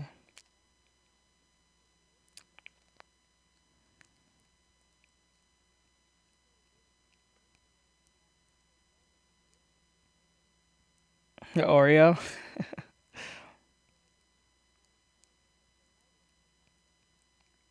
Yeah, I think so. Yeah, like honestly, yeah, I don't understand. They never really allow him to use his other abilities that he has, which are pretty OP. He can make 3 or 4 versions of himself to fight at the same time.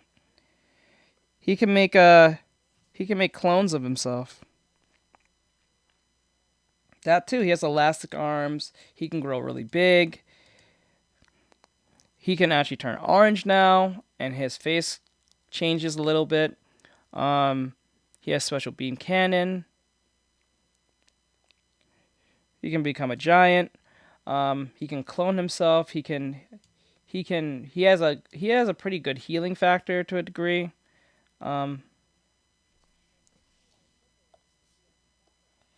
Yeah, but the writers write him to be not as that strong. Right? I never understand why you never asked King Kai, can you teach me how to use Kaioken like Goku? You know how crazy that would have been?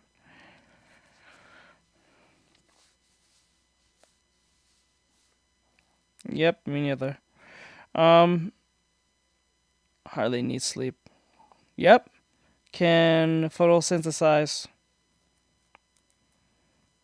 I think the most funniest, most horrendous thing that ever happened to Piccolo is when he was turned into stone by Deborah, I believe, and he broke, and then somehow he managed to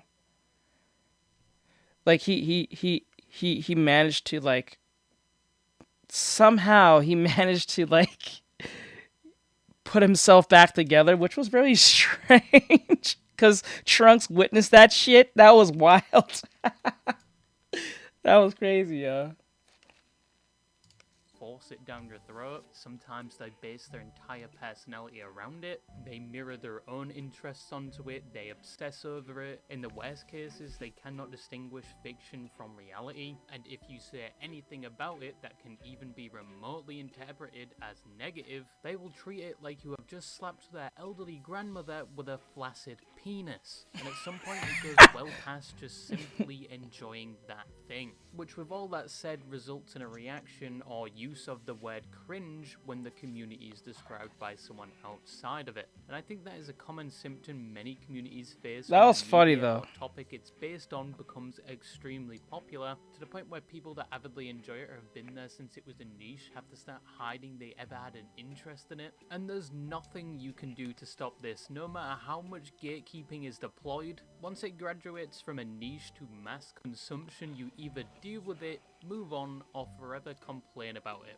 There's no other option. But with all that said, there is one community that stands above the rest when it comes to this. Their history of transgressions against humanity has been well documented. They were actually often described as the LeBron James of hated communities. Previously, in their prime, just uttering the name of it was enough to inspire a visceral reaction from a normal person. And that He used community clothes was to be. the Oh My yeah, I Hero forgot, bro.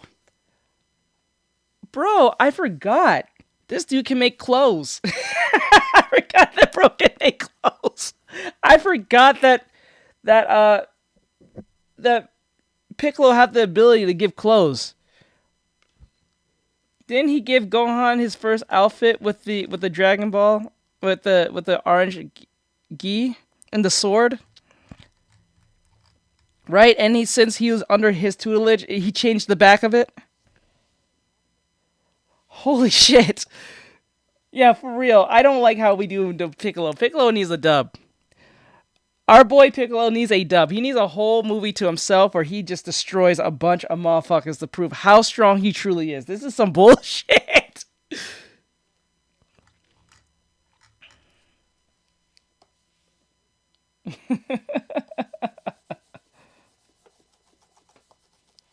That shit's crazy, bro.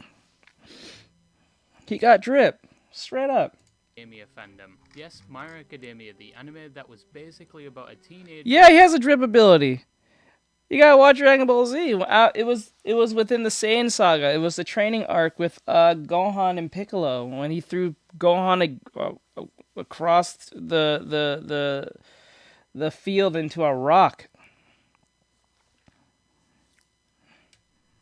Gotcha, bro. No, you can send it. becoming the Fuck top it. hero without originally having powers, in a world filled with powers, heroes, villains, and apparently the French. And by the end of it, The spoiler French. alert, he does become the top hero, kind of, but then in the ending he sort of gets cooked and tossed to the side, which was still a better ending than Attack on Titan, and they actually added more and changed the ending of My Hero Academia in the manga and anime because people hated it that much. But yes, this was a community that was commonly only described with either the words cringe or toxic. In fact, did you know even Jeffrey Epstein was a fan of My Hero Academia?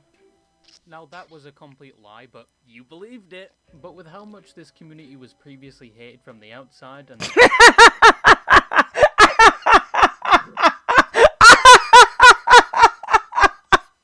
What the hell? What the fuck?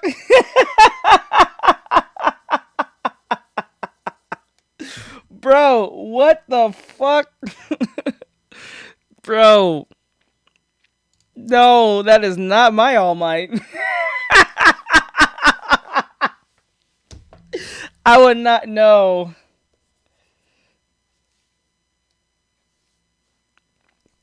Bro, I might be cringe. I'm a MHA. Well, it depends on what you're doing. No, nothing's wrong being an MHA fan or doing MHA content. It depends on how the content is being like made. That only matters. That only matters. All fright. I like that. All fright. the current state of the world, I wouldn't be surprised if you did believe it. But he was apparently a Steins Gate fan, so do with that what you will. Also, I know I did a video on this almost 2 years ago now, but today, different than that video, I wanted to look into why this community more than others was hated so much, where said hate came from, and since the anime has recently ended, is the hate for it still as prevalent? But first, how did my... Okay, people saying that Deku got cucked in the original ending. When you guys say cucked, what do you mean? What does that mean? He just lost his powers and he's not a hero no more? And he got a basic job? Or like what? Or this has to do with Odoraka? When you say cucked. Because I'm confused. Like, when I hear this many times from a lot of people. I don't know about the ending. I don't know about the... makes no sense, really. Really. Because, like, I don't know. This is so cringe. So, like, I always wondered this. So when they say this, like, what do they mean? Like, he got cucked in the sense of what? She went with someone else, or he doesn't have his powers anymore, so he got a basic job like a basic person. Because I always wondered what they mean by the original ending. Because they always make the McDonald's like meme all the time.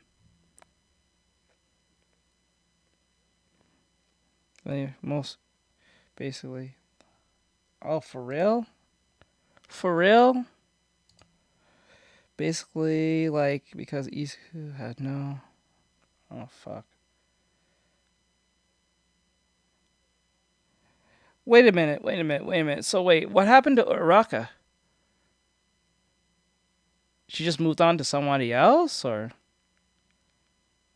Like, I'm just wondering. My Hero Academia and the community surrounding it come to be. Stop! That right there, that right there is where, like, that right there is why I don't, No,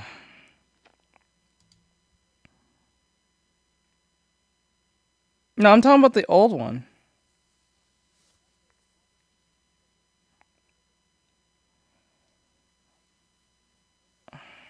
Wait, are you guys talking about the original? Wait, are you talking about the new ending? Or are you talking about the original ending? Because people saying the original ending was ass.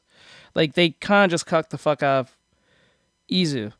But in this ending that we see from the anime, well, I seen the anime one.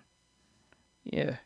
Yeah, people say he changed the ending. They said Horikoshi changed the original ending. And a lot of people knew about the original ending before the anime came up, so he changed the thing. Yeah, that's in the anime. People said there was a change in ending in the manga or something. Deku, I said stop diggling me. Holy bazookas. Because Was that if showing cover. Oh, okay. Okay, that's what that's about. Okay. at your butt? So My Hero What the Academia fuck? was first introduced to the Wait, go back. chainsaw output they themselves. So My Hero Academia most certainly hit the ground running, and so did the community. As with the release of the first season of the anime, it would lead to the title becoming increasingly popular, and it even became somewhat of a gateway drug for those that have never watched anime before, as by 2018 it was almost everywhere, which is unfortunate because that's when the anime started to get absolute dog shit. I'm sorry, but past season 3 it was terrible, and it only got better around the end Sorry, of my season boy. 6, and you can actually chew on my freshly exported kidney stone if you defend season Oh 4 my to the God. first half of season 6. Anyway, around 2021, My Hero Academia would hit its overall peak in popularity. It was Okay. deemed to be on the same level as other titans in the anime industry. It was mentioned and present on almost every platform, and you could not escape it. However, with its extreme popularity came Hold on, somewhat guys. of an adverse side effect, and that was now that it was considered a mainstream anime, the community was now so large, it cultivated an environment of people that maybe loved the anime a bit too much, to the point where some could say it became a bit cringe. We're not done. Daddy isn't done speaking. You will come back here. Daddy demands you to come back. So at the Oh peak my of God. My Hero Academia's popularity in 2021 is when things like My Hero Academia cringe compilations started showing up on multiple platforms. And they got a lot of attention, gathering millions of views, and like most cringe compilations, they were a Oh my place for God. people to either physically recoil and curl their toes at the actions being committed in front of them. I still It hurts. Why does it hurt? can't believe this was a video, by the way. Or some just watch these videos to laugh at the people doing things they never thought they themselves would do. Or there's the rare occasion narcissists watch these videos to use it as a confidence. I'm not gonna lie to you. I never really understood what was the obsession of making, like, this is the weirdest thing. If you was a dude and you said you liked Uraraka or the one that makes like items off her body and shit like that, you'd be called a pedophilic individual, right? But for some odd reason, Momo, or Uraraka, and the frog motherfucker. Sue, Momo, and Ochako, and that pink chick. If you liked any of those characters at all as a man, and you was a certain age, you would be hated almost off rip. Right? Suyu, Mina, Momo.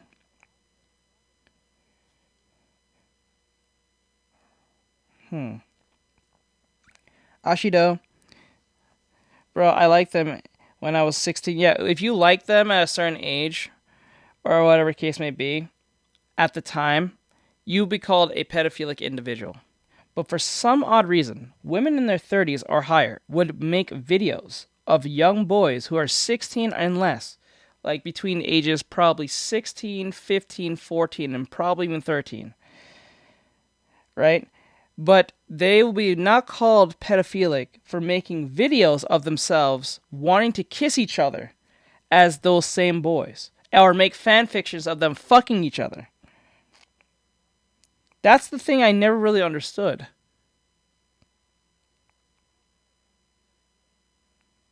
That shit was always weird to me. Like haiku, and that shit was always weird. They will call you a pedo for liking these characters, even if you didn't sexualize them, just because you like them.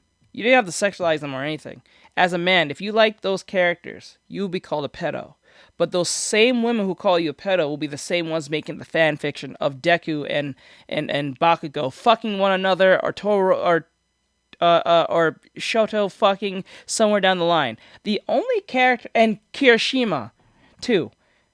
It was the weirdest thing I've never understood.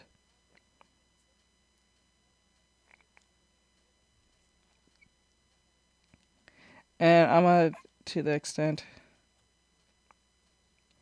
It's weird as fuck how these women will do that. They'll make fan fiction, literal fan fiction of these boys fucking one another or being very feminine with each other. They can, and then when they make them friends, they're never platonic friends. They are friends, and they end up just fucking eventually. And they'll write this, and then they'll also cosplay as these characters, doing those effeminate shit with each other when they'll never do that in real life. But those same women will hate you if you were to draw Uraraka's draw Uraraka or Momo in a particular way when it was not like in a bikini. They could be in their hero outfit just because you made the breasts a little too big. Not even on purpose. That shit's crazy. I never understood that. That's why I never drew these characters, because there's always an issue. Because even when I drew Momo 100%, as she is in her outfit, some headcanon idiot will say this is sexualizing. Like, no, that's her outfit. That's how she looks. You know how many times I've drawn characters that people do not recognize and say I'm some type of predator because I drew this character, not knowing who this character is from the show? That shit's crazy. I remember I drew Angelamon from Digimon. Angelamon, a transformation from a little furry character.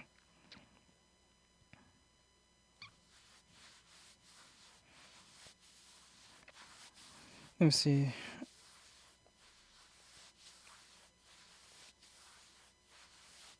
Right.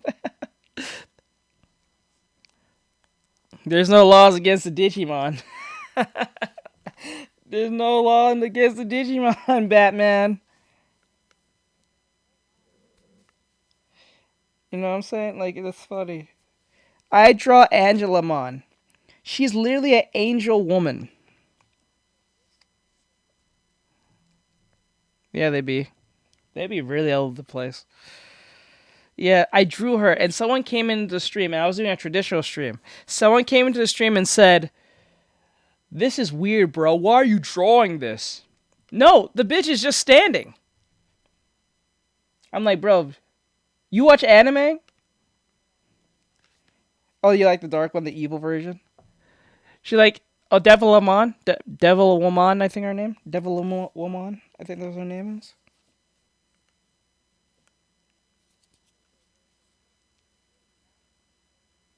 It's funny. But like, yeah, that was the thing. And when I drew this character, they had a meltdown. I'm like, bro, listen, do you watch anime? They said, yes, I watch anime. I'm like, what anime do you watch? This motherfucker said I watch only My Hero Academia and Demon Slayer. I'm like, fuck you. Like, do you know how old this character is?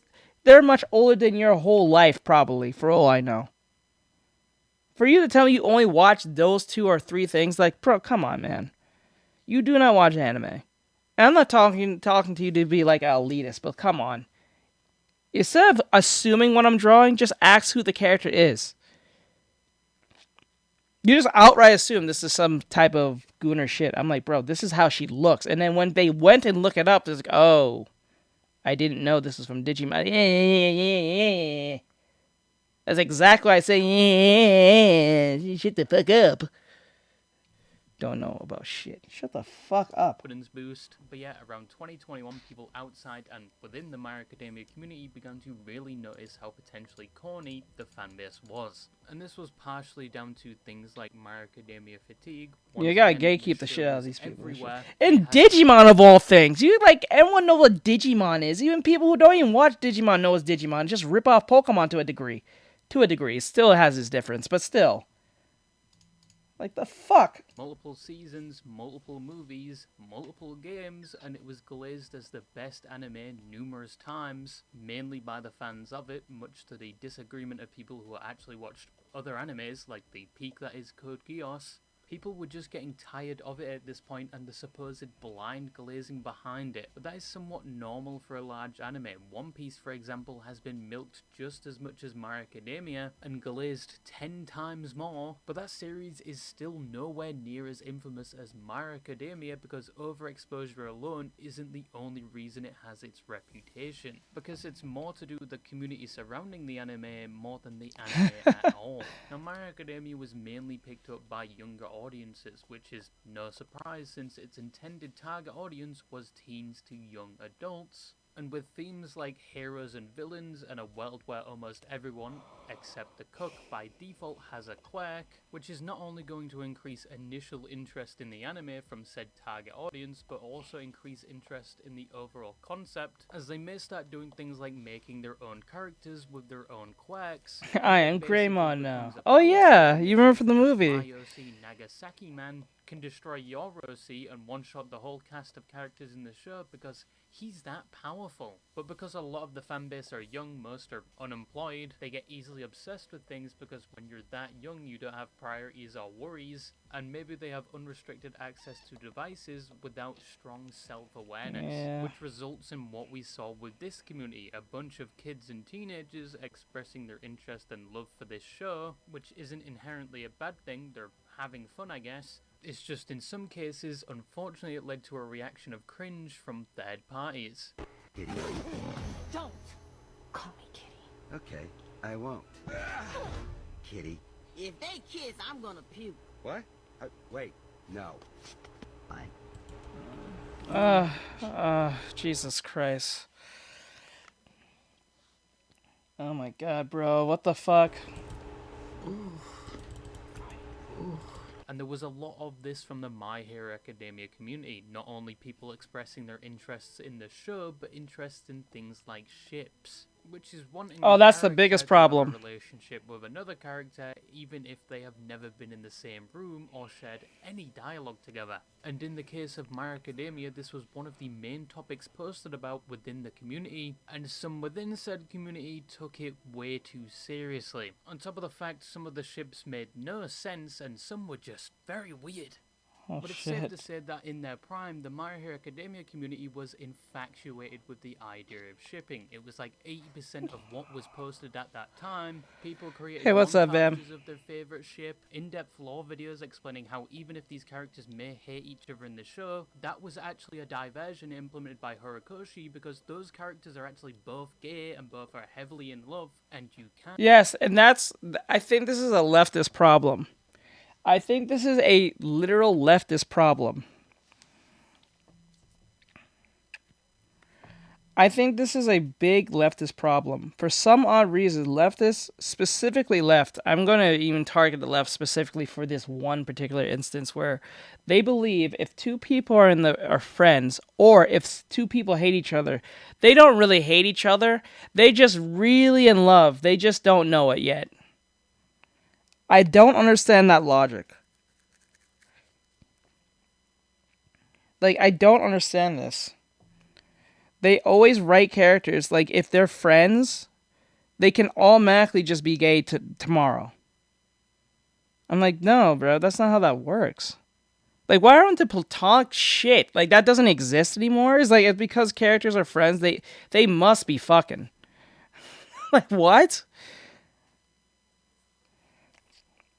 Anime, yeah, it's like the shippers ruin. And then when you tell them, you know, that's not in the show, that shit's crazy.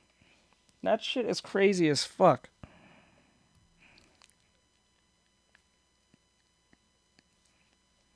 No, that's a left thing. You be seeing a lot of leftist shows. Like, perfect example. How about this? Like this. When we was doing the, what do you call it? Taru? Oh, no, I didn't see it. Mine, Isu was one. Taking it. But, like, let's use an example.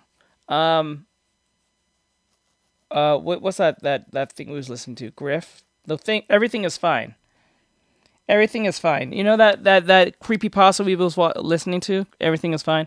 You see how the husband was with his wife for God knows how long, and they had a kid and everything, and even though she kind of like was.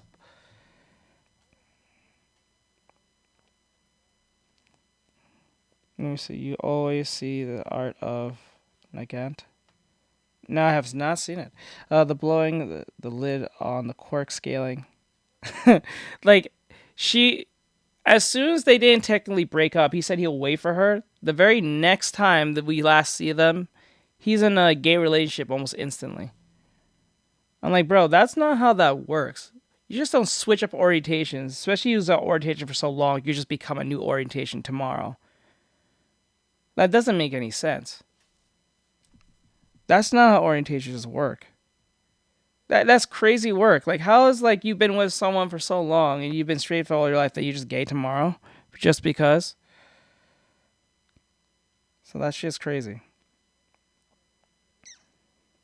That doesn't make any sense.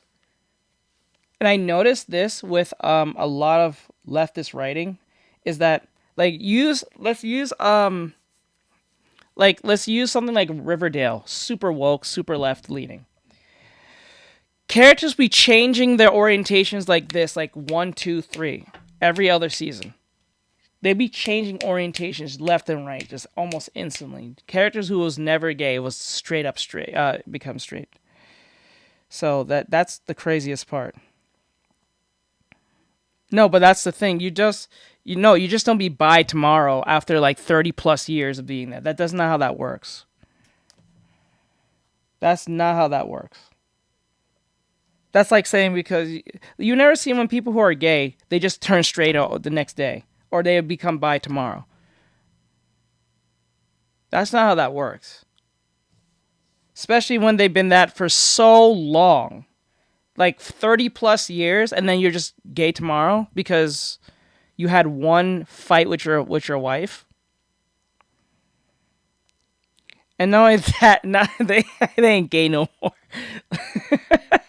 See, the thing is about saying you're not gay anymore, it doesn't work for men as that for women.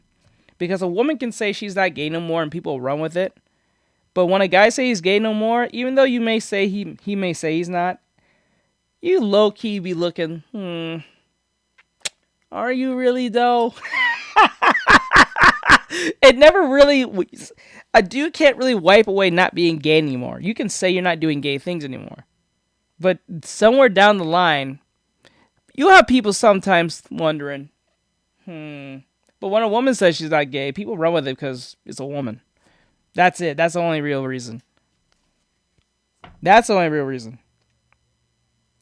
It's been tainted by chaos. That's the funniest thing. Women have said this. She's like, I ain't gay no more. And men will run with that. You know why men will run with that mostly than women? Because it tells them there's a chance I can fuck this woman. That's the only reason. That's the only real reason. This goes back to what we was talking about earlier. Most dudes don't give a fuck. It's pretty much this. But this is what goes back to what I was saying earlier. A lot of dudes don't give a fuck of what your orientation is, especially if you're a woman. If you're willing to fuck them, they'll take the opportunity. They don't care if you was a staunch lesbian for the last 25, 30, 40, 60 years. If you look good enough, he'll fuck you. Straight up. Straight up.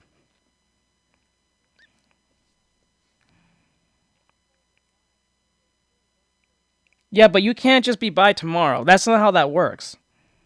A lot of people think this is a left thing leading talking point. They think orientation is just switch on, switch off type shit. That's not how that works. Probably marry. Yeah, I'm saying. That's what I'm saying. You just proved my point. Most dudes will take the lesbian if possible, if the lesbian's good enough and works in the favor of the dude. Most cases.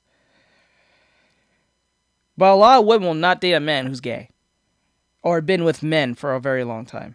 They usually won't. Not all. I'm not going to say all of them, but not all. But a high portion will not fuck a man who's gay. It's like, it's weirdest part is that this is the weirdest part. And I remember I asked even my female mods this question. I asked them, you girls will watch dudes like anime dudes fuck each other and shit like that, right? Thank you. But they won't fuck the dude. They'll write anime dudes getting fucked, but they won't fuck the anime dudes. Strange.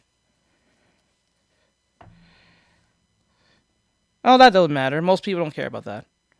You'd be surprised a lot of people don't give a fuck about that. There was a dude on the internet saying he found out that his girl probably had AIDS. Should he break up with her or not? Because he said he doesn't want to.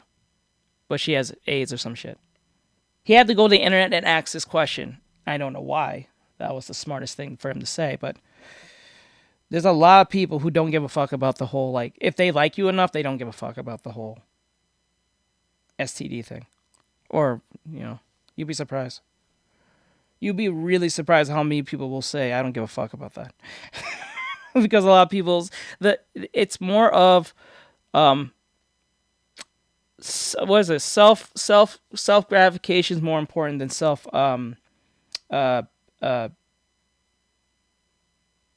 what's the word? What's the word? Self something. Oh my God, what is it called? It was off the tip of my tongue. I can't remember. Hey, Anna. What's going on, hon? Self-preservation. There we go. Thank you. Thank you. Self-gratification. I think in this time we value more self-gratification than actual self-preservation. Gotta let it burn. You'll be surprised how many dudes will be in a situation where a girl will tell them, I probably have something. And they'll be like, well, we're still here. Let's do it. I'm not going to pass up this opportunity. You'd be surprised how many dudes will do that. There's a lot of dudes who buy pussy. And majority of those bitches are running around with something. They don't give a fuck. The self-gratification is more powerful than their self-preservation of not catching something. You'd be surprised. So that's not going to stop them. Can't tell them otherwise. And then you also had people who cosplayed as their favorite ship, and in some cases created their own scenarios involving said ship. But it did eventually get worse, because you had people, as said, take it way too seriously to the point where they would start a whole crusade if someone said anything negative about their ship, or heaven forbid shipped a character a part of their ship with somebody else. This led to a lot of infighting within the community, like guerrilla warfare infighting. It was quite guerrilla common to see warfare, things like death threats and general abuse. MHA ships I don't really like. Launched from one ship to another, and it even escalated to the point where these people would get angry and spike their cortisol if the show or even the manga remotely suggested their ship, which already had a 1% win rate of happening. This is why I said this is a leftist problem, because as soon as two characters even show any niceness in the slightest of anything, they must be fucking, or I'm gonna make it my headcanon to make them the fuck.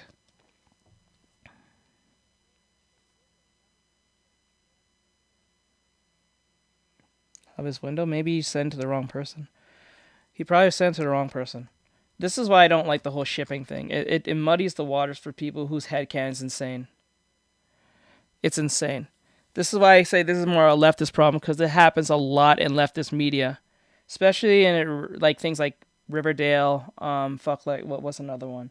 I'm not going to say Stranger Things. I don't think so. I think Stranger Things was pretty consistent all the way around. Did I know? Not really. I don't think so. I think I'm pretty sure I'm small still. I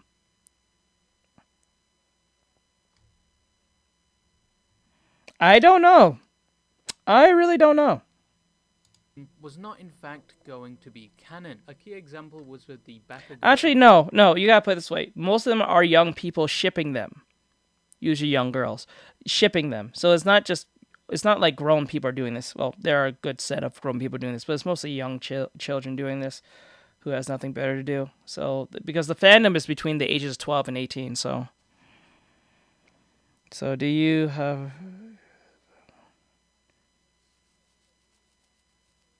No, not really. I don't think so. Deku's ship, where in the show and manga it heavily suggests Deku and Araka have an interest in each other, instead of Deku being interested in the guy who bullied him for over half his life. And unfortunately for those fans, the story was not going to curve in a way where all Yep. along it was some tsundere I actually like you, but I'm going to act like I hate you type shit. Yeah, that's the problem right there. That is the most dumbest thing I've never understood. And in the chapters where it shows Deku is obviously interested in Araka, the Baku Deku fans would lose their shit. In one event, shippers even started spamming the creator's social media because they wanted him to make their ship happen, which wasn't the first time the creator was targeted for some of the story choices he made from My Hero Academia. Around 2021, he would receive an influx of death threats due to the fact in the story he made it look like the character Endeavor, who initially was this terrible abusive father, was on some sort of redemption arc where he realized how much of a shit stain he was and was trying to improve himself and the relationship with Yep. his kids. And because Horikoshi was slowly fleshing him out as a half-decent character, some people online thought he shouldn't be portraying this fictional, previously abusive character as anything but a... Yes, that's also a leftist thing. Once they perceive you as, actually, you know what? I think Reaper said it perfectly. Let me show you something. Let me show you guys something real quick.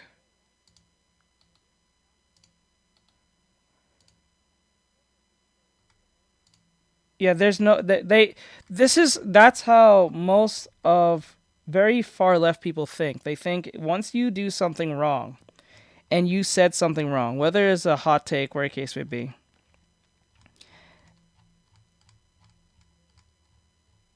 It's alright, you'll be fine. How do you keep getting in trouble? I keep wondering this. Here it is. Hold on. You would know that white Oh shit, male, not black, this one. female, Not that one. Hold on. I got it right here. Let it play, but I'll find it. bad person, so they sent him death threats. Over a fictional character, by the way. But events... Okay, listen to this very closely. That will be today, actually. Yeah, listen to your mom. Your mom knows best. Okay, let me show you something that this is how they usually think. Let me see here. How many cocks you suck tonight? They find out he has been... Listen to this closely about this. This is a segment where I believe this is how they think towards people who has done something wrong, but do not believe that you can ever be redeemed. So listen to this closely. Ralph begs to go back to Jackson to see his wife one last time, to which Joel promises him he will. But when he tells Ellie to go and get the horses, he shoots Ralph in the back of the head.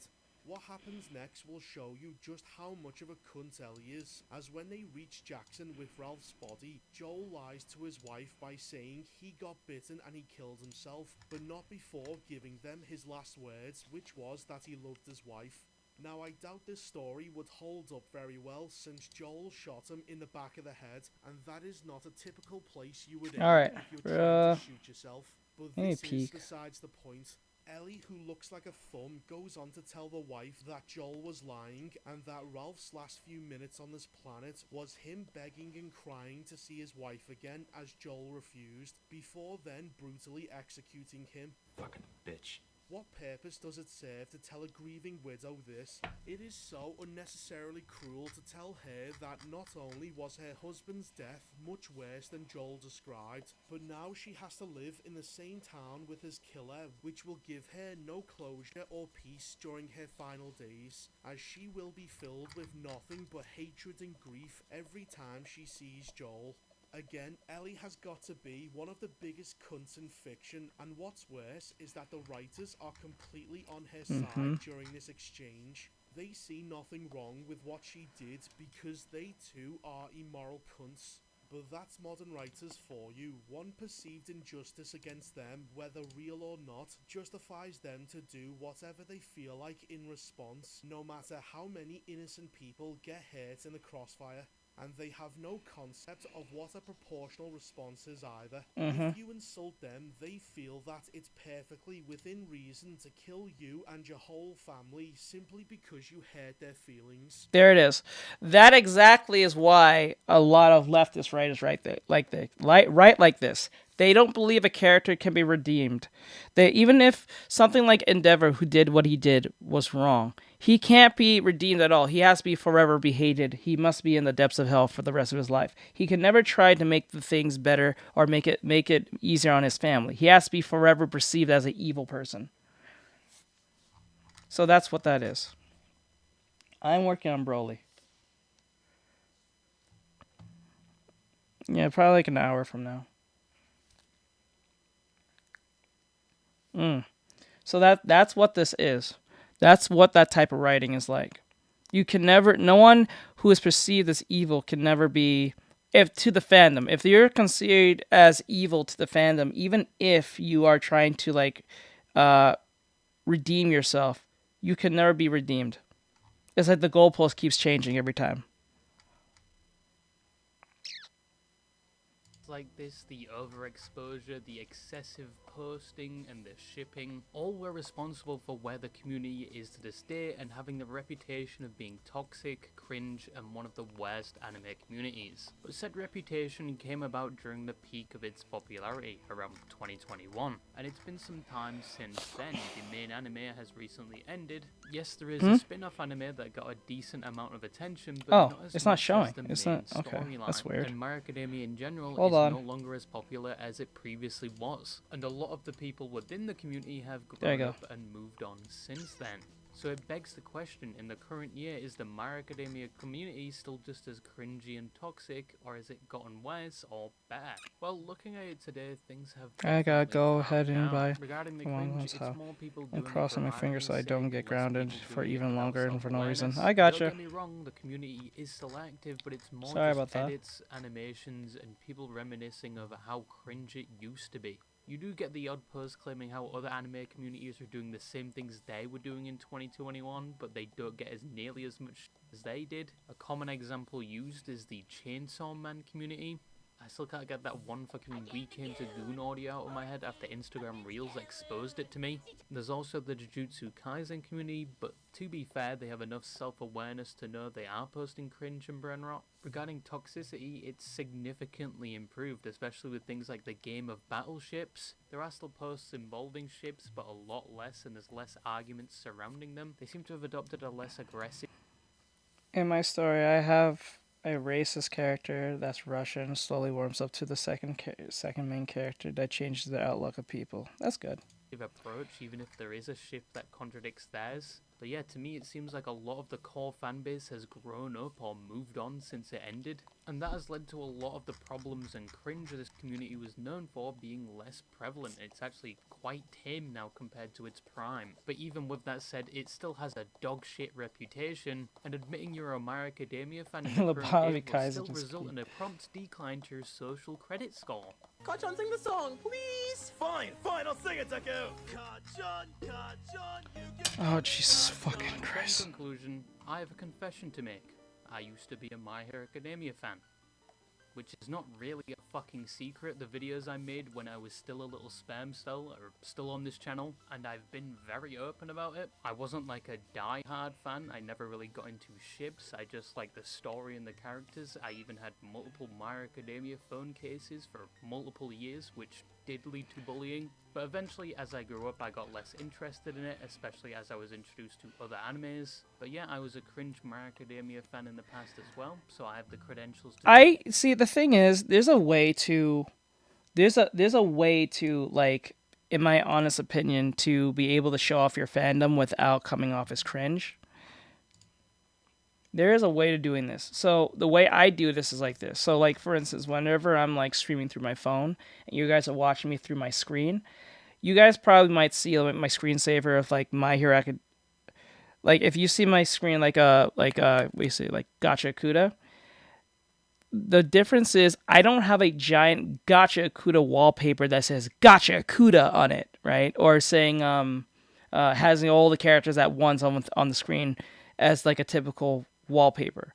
No, I don't do that. What I do is I pick something that I really like from the anime or from the manga and put that as a form of screensaver. So like when you see it, you won't know it's Gachaku until you actually pay attention towards it. Right? I'm saying like have like some like keep it subtle but not make it so goddamn obvious. Like you will never catch me wearing a big shirt saying Dragon Ball Z with Goku and Vegeta and all of them on my shirt. No, you're gonna see a 4-star ball on my chest and that's it. On the shirt, I'm saying.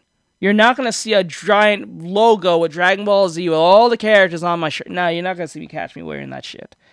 I think that's a little try-hard. I think it's best if you put on a shirt that shows your fandom, but it's not so overtly showing. You know what I'm saying? I will find it probably cringe. I will find it pretty cringe. But, like, the thing is, especially if people are watching my screen.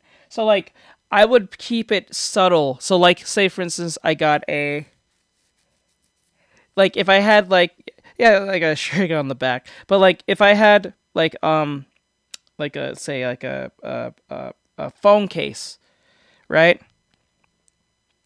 If I had, like, a phone case, and the back of the phone case is something Naruto, it'll be, like, one red cloud from like the Akatsuki or something very obscure. Only fans would know what that is if they saw it. Not saying Naruto and all the characters are on the fucking thing.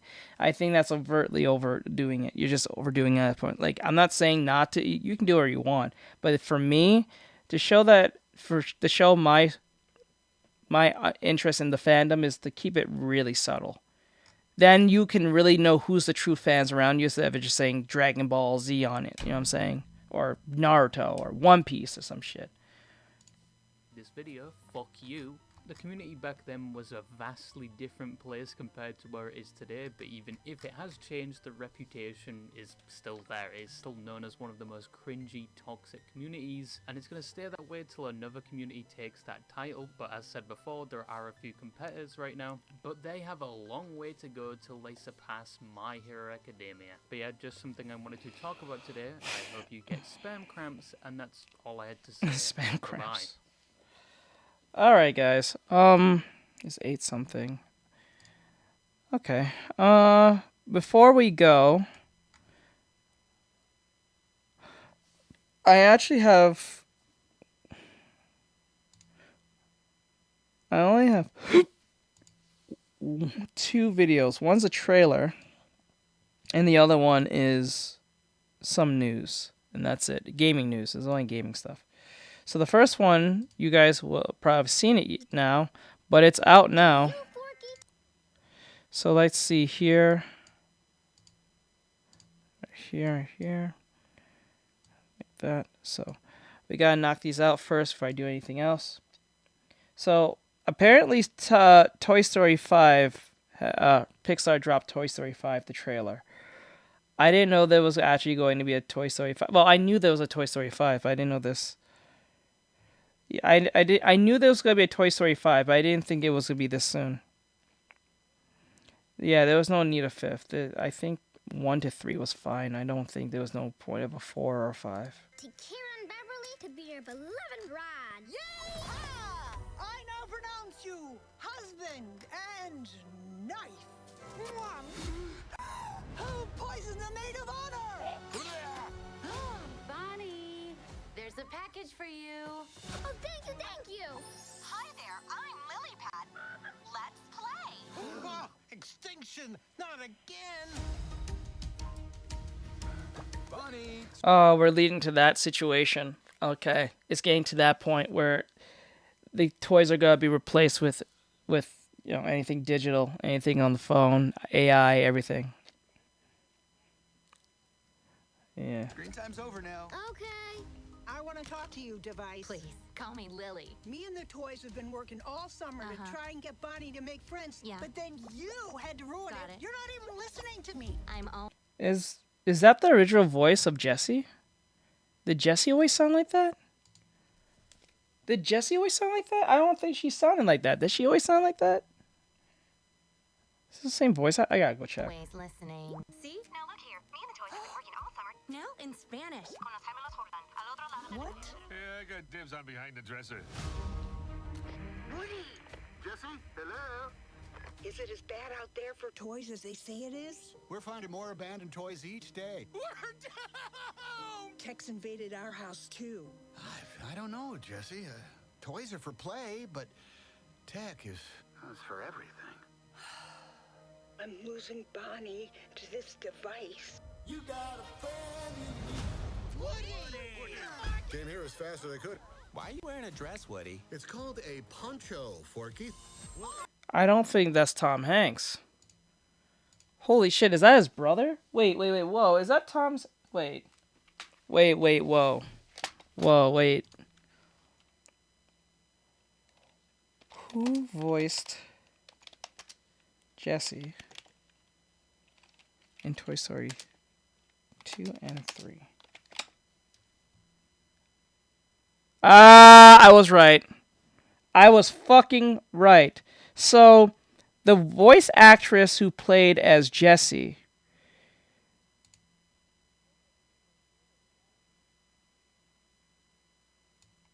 was voiced in Toy Story 2 and 3 and 4 was Joan Cusack?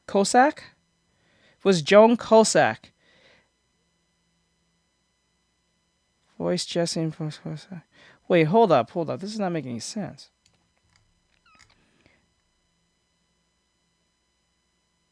Joan Cusack. Mary Katie Bergman. Joan Cusack provides the voice for Jessie the Cowgirl in both Toy Story 2 and 3, as well as Toy Story 4. She is well known for bringing the authentic yodeling character in 5.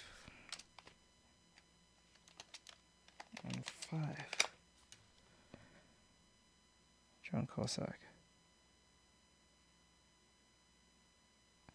Okay. Alien girl voices. Okay. And then 3. Okay. 4. Okay. Sorry. And 5. Woody.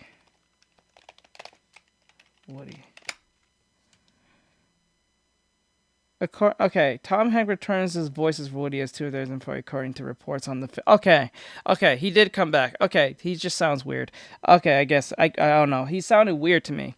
I thought that was his brother, because in Kingdom Hearts 3,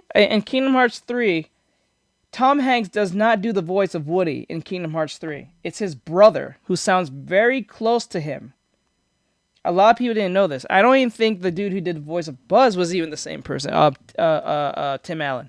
I think it was a different person. 2 different people did the voices of the Kingdom Hearts depictions of Woody and Buzz. And Tom Hanks' brother, his legitimate brother, did the voice of Woody in Kingdom Hearts 3. I thought that was his brother for a split second because he sounded weird. Someone needs a brown marker. Halt! Who goes there? Whoa! I come in peace?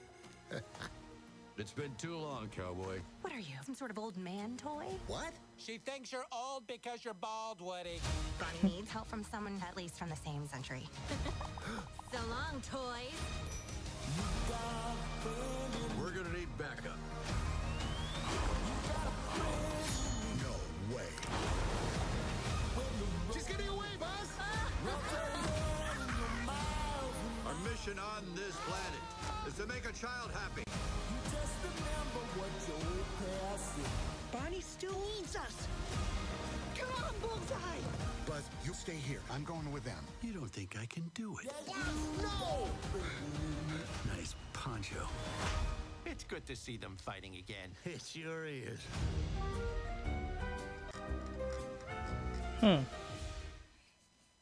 Okay. Cool. I don't know. I know it's talking about the whole, like, being replaced by robots or, like, AI or where the fuck. I get it, but I don't know. I still don't think there should have been a 5. I think it should just stay at the 1 to 3 and that's it, but, you know. It is what it is. Okay, we got one last video, and then we can go play game. So, the last video that we have here is something that I didn't think was ever going to come out in the sense of news. So, Yes. It's coming out this year. I'm pretty sure in the summer. It says here. Yeah, I have to knock this one out. So this is a video for those who don't know, or those who are very aware. There was a game that came out, or a game trailer that came out in I think it was in 2018, 2019, probably late 2017, but I believe between 2017 or 2019, before the pandemic went off and just fucked everything. It was a game called Doki V. For those who don't know, it was like a game that was an open world Korean game. It looked like a Pokemon-esque type game where you use imaginary friends to like stop like monsters or something around the area. You can do virtually everything and anything.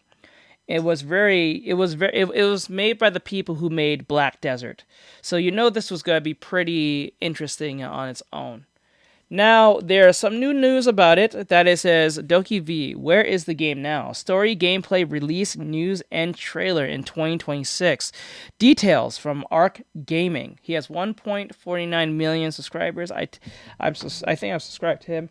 I kind of like how he does his news. So we're going to hear what he has to say and see where this goes. Because I was kind of wondering what happened to this game too. So let's see where this goes. Creature collector game that was revealed years ago. Or maybe you're one of the lucky ones and this is your first time seeing it. The reason that we say that is that while the game was revealed, it then just disappeared off the face of the earth. Yep. Although it had a target release date of around 2022. So the big question is, what exactly is happening with Doki V? You may wonder, has it been cancelled? Is it still going to be released? And if so, when can we expect? What the? Hold on. I think it was a glitch. Sorry about that. Do you remember that insane-looking creature collector game that was revealed years ago? Or maybe you're one of the lucky ones and this is your first time seeing it. I want to say Pokemon. Definitely not. Just disappeared off the face of the earth. No. It had a target release If you're talking about 2022. So the big question is, what exactly is happening with Doki V? You may wonder, has it been cancelled? Yeah, it was extremely incredible to look at within the time of the 2017, 2018, 2019. I forgot when the trailer dropped, but it was within that time. It was incredible to look at this video. I was like, what the fuck? Like, you can do virtually almost anything. You can go skateboarding, you can go on a scooter, a bike, I think a mini motorcycle. You know, you can go sky gliding, you can go on a boat, you can go on a jet ski, everything you can probably think of. And the whole point, I think the premise is that you are a kid who's used your imaginary friends as a form of weapons to defeat other evil imaginary friends in the area that is plaguing the town, or a case may be. And it's not like a typical, Pokemon battle. You can assist in it, and then you can have your characters dance and shit like that. And there's like a weird transformation thing that the kid can turn into. I'm not really sure what that was about. It was like a lot of K-pop dance type shit. It was insane. I they still didn't reveal what that was about, but yeah, it had all types of diverse characters you can play as or something like that. Can we expect it? Well, recently in an investors meeting, we got some positive news about the game, meaning the future of the game is actually looking bright. So let's go through all of the info and you can let us know if you're still looking forward to this game or not. And if you're seeing this game for the first time or just need a reminder, we'll have a recap of what you can expect about the game before we go through the good news. So, back in 2024, we found out that the development of Doki V was being delayed so that Pearl Abyss's other game, Crimson Desert, could be the focus. And this is because the investors in the company were worried about the development of Crimson Desert, with at that point it being around 5 years in development and having missed multiple project releases. The devs reasoned that they could focus on Crimson Desert and then pivot to Doki V once the game was released, as they will both be using the same technology, which is the in-house developed Black Space engine that they're using. They were hoping that the shared tech would allow them to get Doc AV out the door much quicker than Crimson Desert's development timeline, which will finally be releasing really soon, and we're so excited for that. Now, with Crimson Desert finally getting out of the door, and from the trailers at least looking great, it has given Pearl Abyss a bit more clarity on their future plans. So, during the investor meeting, they said this. And regarding the scheduling, taking into account our preparation phases for the Crimson Desert case, because we needed at least 1 year or so of preparation for the launching, even after we had completed the game, we believe that after the launching of Crimson Desert, we will need about 2 years of time to prepare. Regarding the details about Tokebi, after the launching of Crimson Desert, we will make sure to communicate in more detail to you within this year. We also will concentrate all of our efforts here so that we can have the future titles that will be launched periodically at with stable intervals. Well, as you can see, it's nice that they acknowledged the game, and it looks like it is still coming. Pearl Abyss seem to have got a bit better at their development timeline planning now, as they're projecting a more reasonable timeline of 2027. There was also an article from a Korean website that said they're looking to continue the development of the game this year in quarter 2 or 3, with them in the call saying they need 2 years of development time in total. The article from the Korean website also gives some insight into why the games have been delayed. Yeah, bro, Says, I got you. Delays in the development schedule are rooted in Pearl Abyss's signature philosophy of focusing on well-made masterpieces, a reflection of Chairman Kim Dae-il's perfectionist streak. As the executive producer, Kim is known to be hands-on in the development of new titles. This intense obsession with the final product's quality has created a structure where a slower development pace is inevitable. This is directly linked to why the release of Crimson Desert has repeatedly been pushed back. No problem. An industry insider noted, Crimson Desert is already at a stage where players would find the gameplay seamless. Technically, it could be released at any time. He added, however, there is such a strong internal mandate for quality that they are still polishing the game at the level of individual frames and motions wherever they feel an area needs improvement. Now, to be honest, this method does look to be paying off with Crimson Desert, as the game is looking insane, and hopefully when it releases, it lives up to the perfectionist standard and is a banger that will give us a ton of confidence in the upcoming Doc AV. Well, this is everything we know about what's happening with the game, but here's a recap of what exactly this new awesome-looking game will be if you haven't seen it. So let's get into it. Doc AV is an open-world action-adventure creature collector game from Pearl Abyss. As mentioned, this is of course the same team making Crimson Desert, and they've already released the hugely successful MMO Black Desert. In a similar fashion to Crimson Desert, originally, this was also planned to be an MMO, but the project shifted in scope as the team decided to scale back the MMO elements to focus on delivering a more polished and well-designed action-adventure experience. And when Doc AV does release, it is planned for both consoles and PC.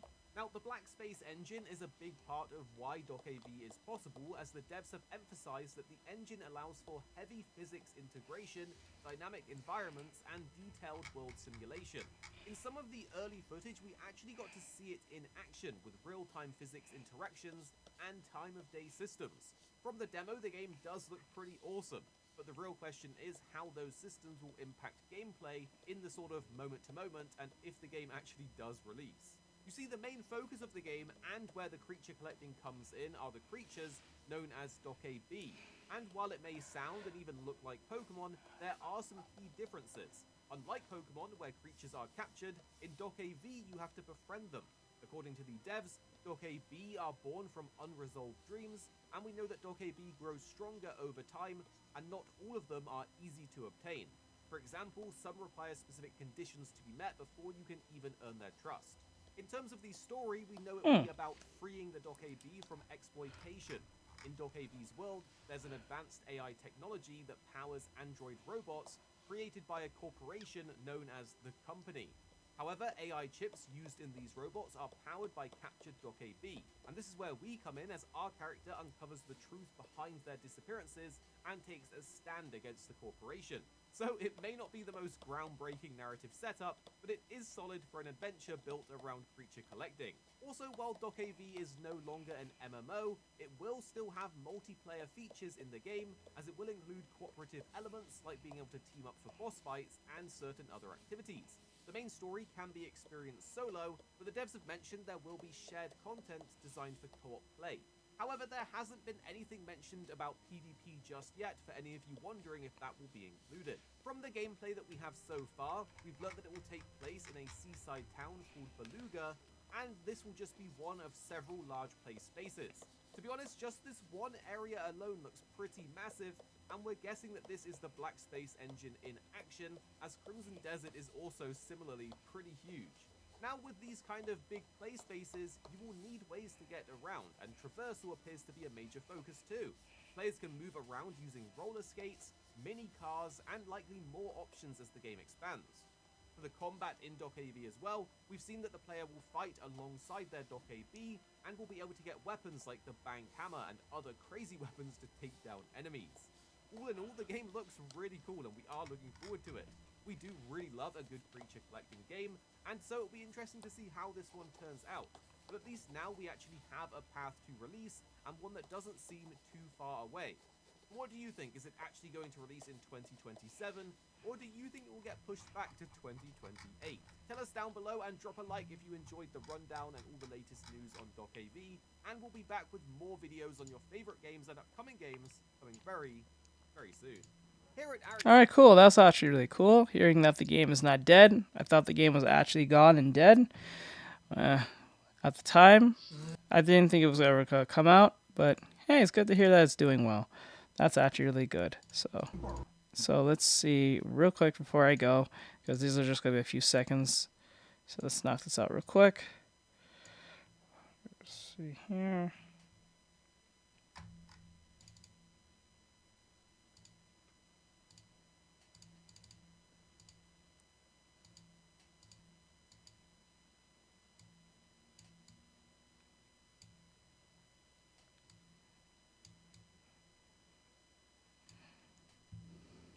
So right here, it says here for Nathaniel, right here it says the most dangerous hoods in New Jersey Part 2. The most dangerous places in New Jersey. This is Willenburg.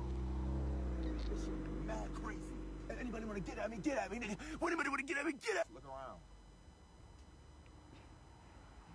Where real killers be at.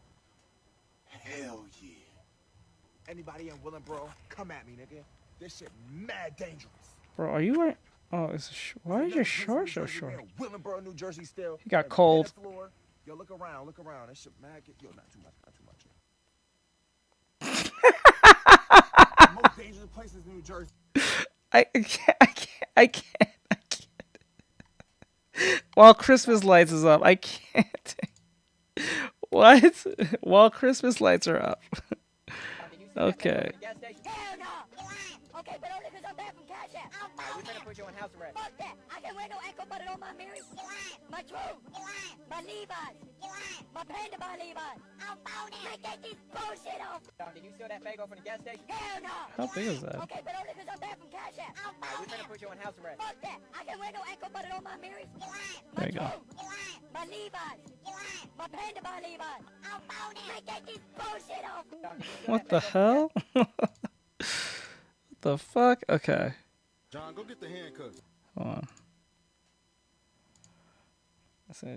Is it get too big by default? Oh my god. Okay, no, it's not. Okay, cool. Bro, I told you about talking to me like that. Stop talking to me like I'm your subordinate. What are you? Go get the handcuffs. You know what? I'll just end this life right now then. I'll just end it. You a bitch. You ain't gonna do it. I'll do it right now. You ain't gonna do it. No, you won't. He trying to take my life to prove a point? Hell no. I gotta end this argument. After hearing both sides of the story, I think he was asking. He just said it in a yeah, he does. Kind of tone. Oh, then maybe I wasn't clear enough. You right. Go get the goddamn handcuff. I will empty the clip on you. You won't. If you was, you would have did it already. Do it. Look, we all want to go home. Okay, we all got families waiting for us at the crib. So she still has not witnessed his abilities yet? Like I have not watch One Punch Man since season 2. She still has not witnessed his abilities of what he can do? Jesus Christ. Family. That's probably the only thing he don't got. Do you want to die? Because, I mean, damn. Yeah, no, I ain't got no family to lose, bro. Your life is mine. Yeah, I can't stop him. You as good as gone, bro. You a cop, bro. Don't do this. Oh, I'm no cop. I'm not even instated. I have no badge. Yeah, no. John here is not a cop. Who is this? I'm not going to lie. I don't know. What the hell do you mean? I don't know. This ain't his partner. Who the hell is this guy? John, get the Okay, that's kind of funny. I'm not gonna lie, I don't know.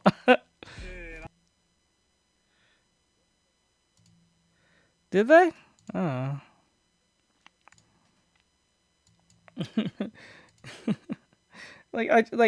It's weird. Like, she has not witnessed what he can do yet. Don't she have a crush on him or some shit? If I remember right, don't she have a crush on him? I'm so certain that she has a crush on him, or she ends up having a crush on him, or some shit. I don't remember. Why is it not showing on the? Forget it. I don't care. It's not even gonna be. I'm not even care. I'm basically like the superhero of the world. Shit, we feed the hungry, we clothe the naked. If you need some help, you can count on us.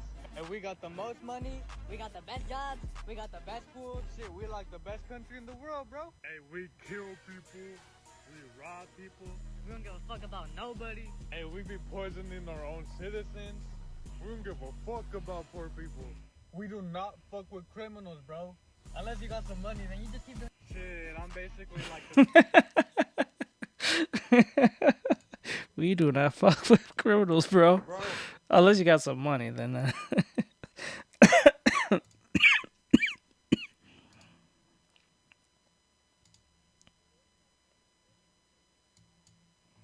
He checks in. Hey, H, what's going on? Right. Bro, I just got my quirk today and I can bend reality. Like, I had a feeling you had yours too, so I had to come swing. I'm a spray bottle. I won't. I'm a spray bottle, Jay. I mean, I'm pretty sure there's people that need heroes to clean their windows, right? Yeah, I think there was a character. There's some people who are literally, their heads are literally like inanimate objects. There was one that was a comic book. They actually made that power kind of cool-ish at one point, but like, still, I don't want to be. My head would be no stupid comic book. That's just wild. So like, if you sneeze, does it spray? Get out! Okay, I was just asking a genuine question. Bro, I just got my quirk today. I would ask the same question in that same situation. I would probably ask the same question. Nah, I ain't gonna lie to you.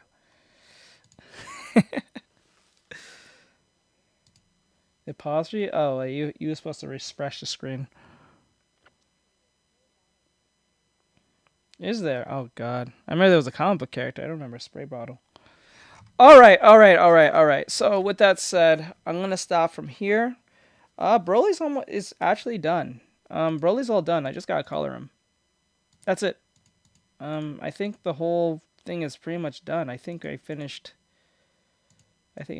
this whole shtick. Oh, no. No, wait, hold up. I think I made a mistake. Please don't tell me I made a big mistake, please. Yeah, gaming time. Hold on. Gaming time. Good question. Good question.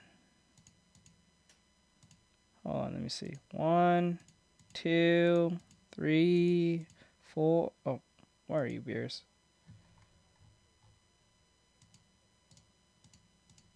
There's a background villain? The fuck? Okay, let me see. 1, 2, 3, 4, 5, 6. I think that's it. The only thing that needs to be fixed is this part of Broly and coloring him in. That's it. Then we're done. Oh no, we're gonna just play Peak real quick because like it's already 8 something. I think tomorrow I'm gonna just play game. I think I'm gonna do that tomorrow. Just play game tomorrow. I think. Depending on how early. If I wake up super early, I might play game to all tomorrow. Alright, We're gonna go play Peak or something. I don't know. I don't know if Mike is here. I'll go check on that.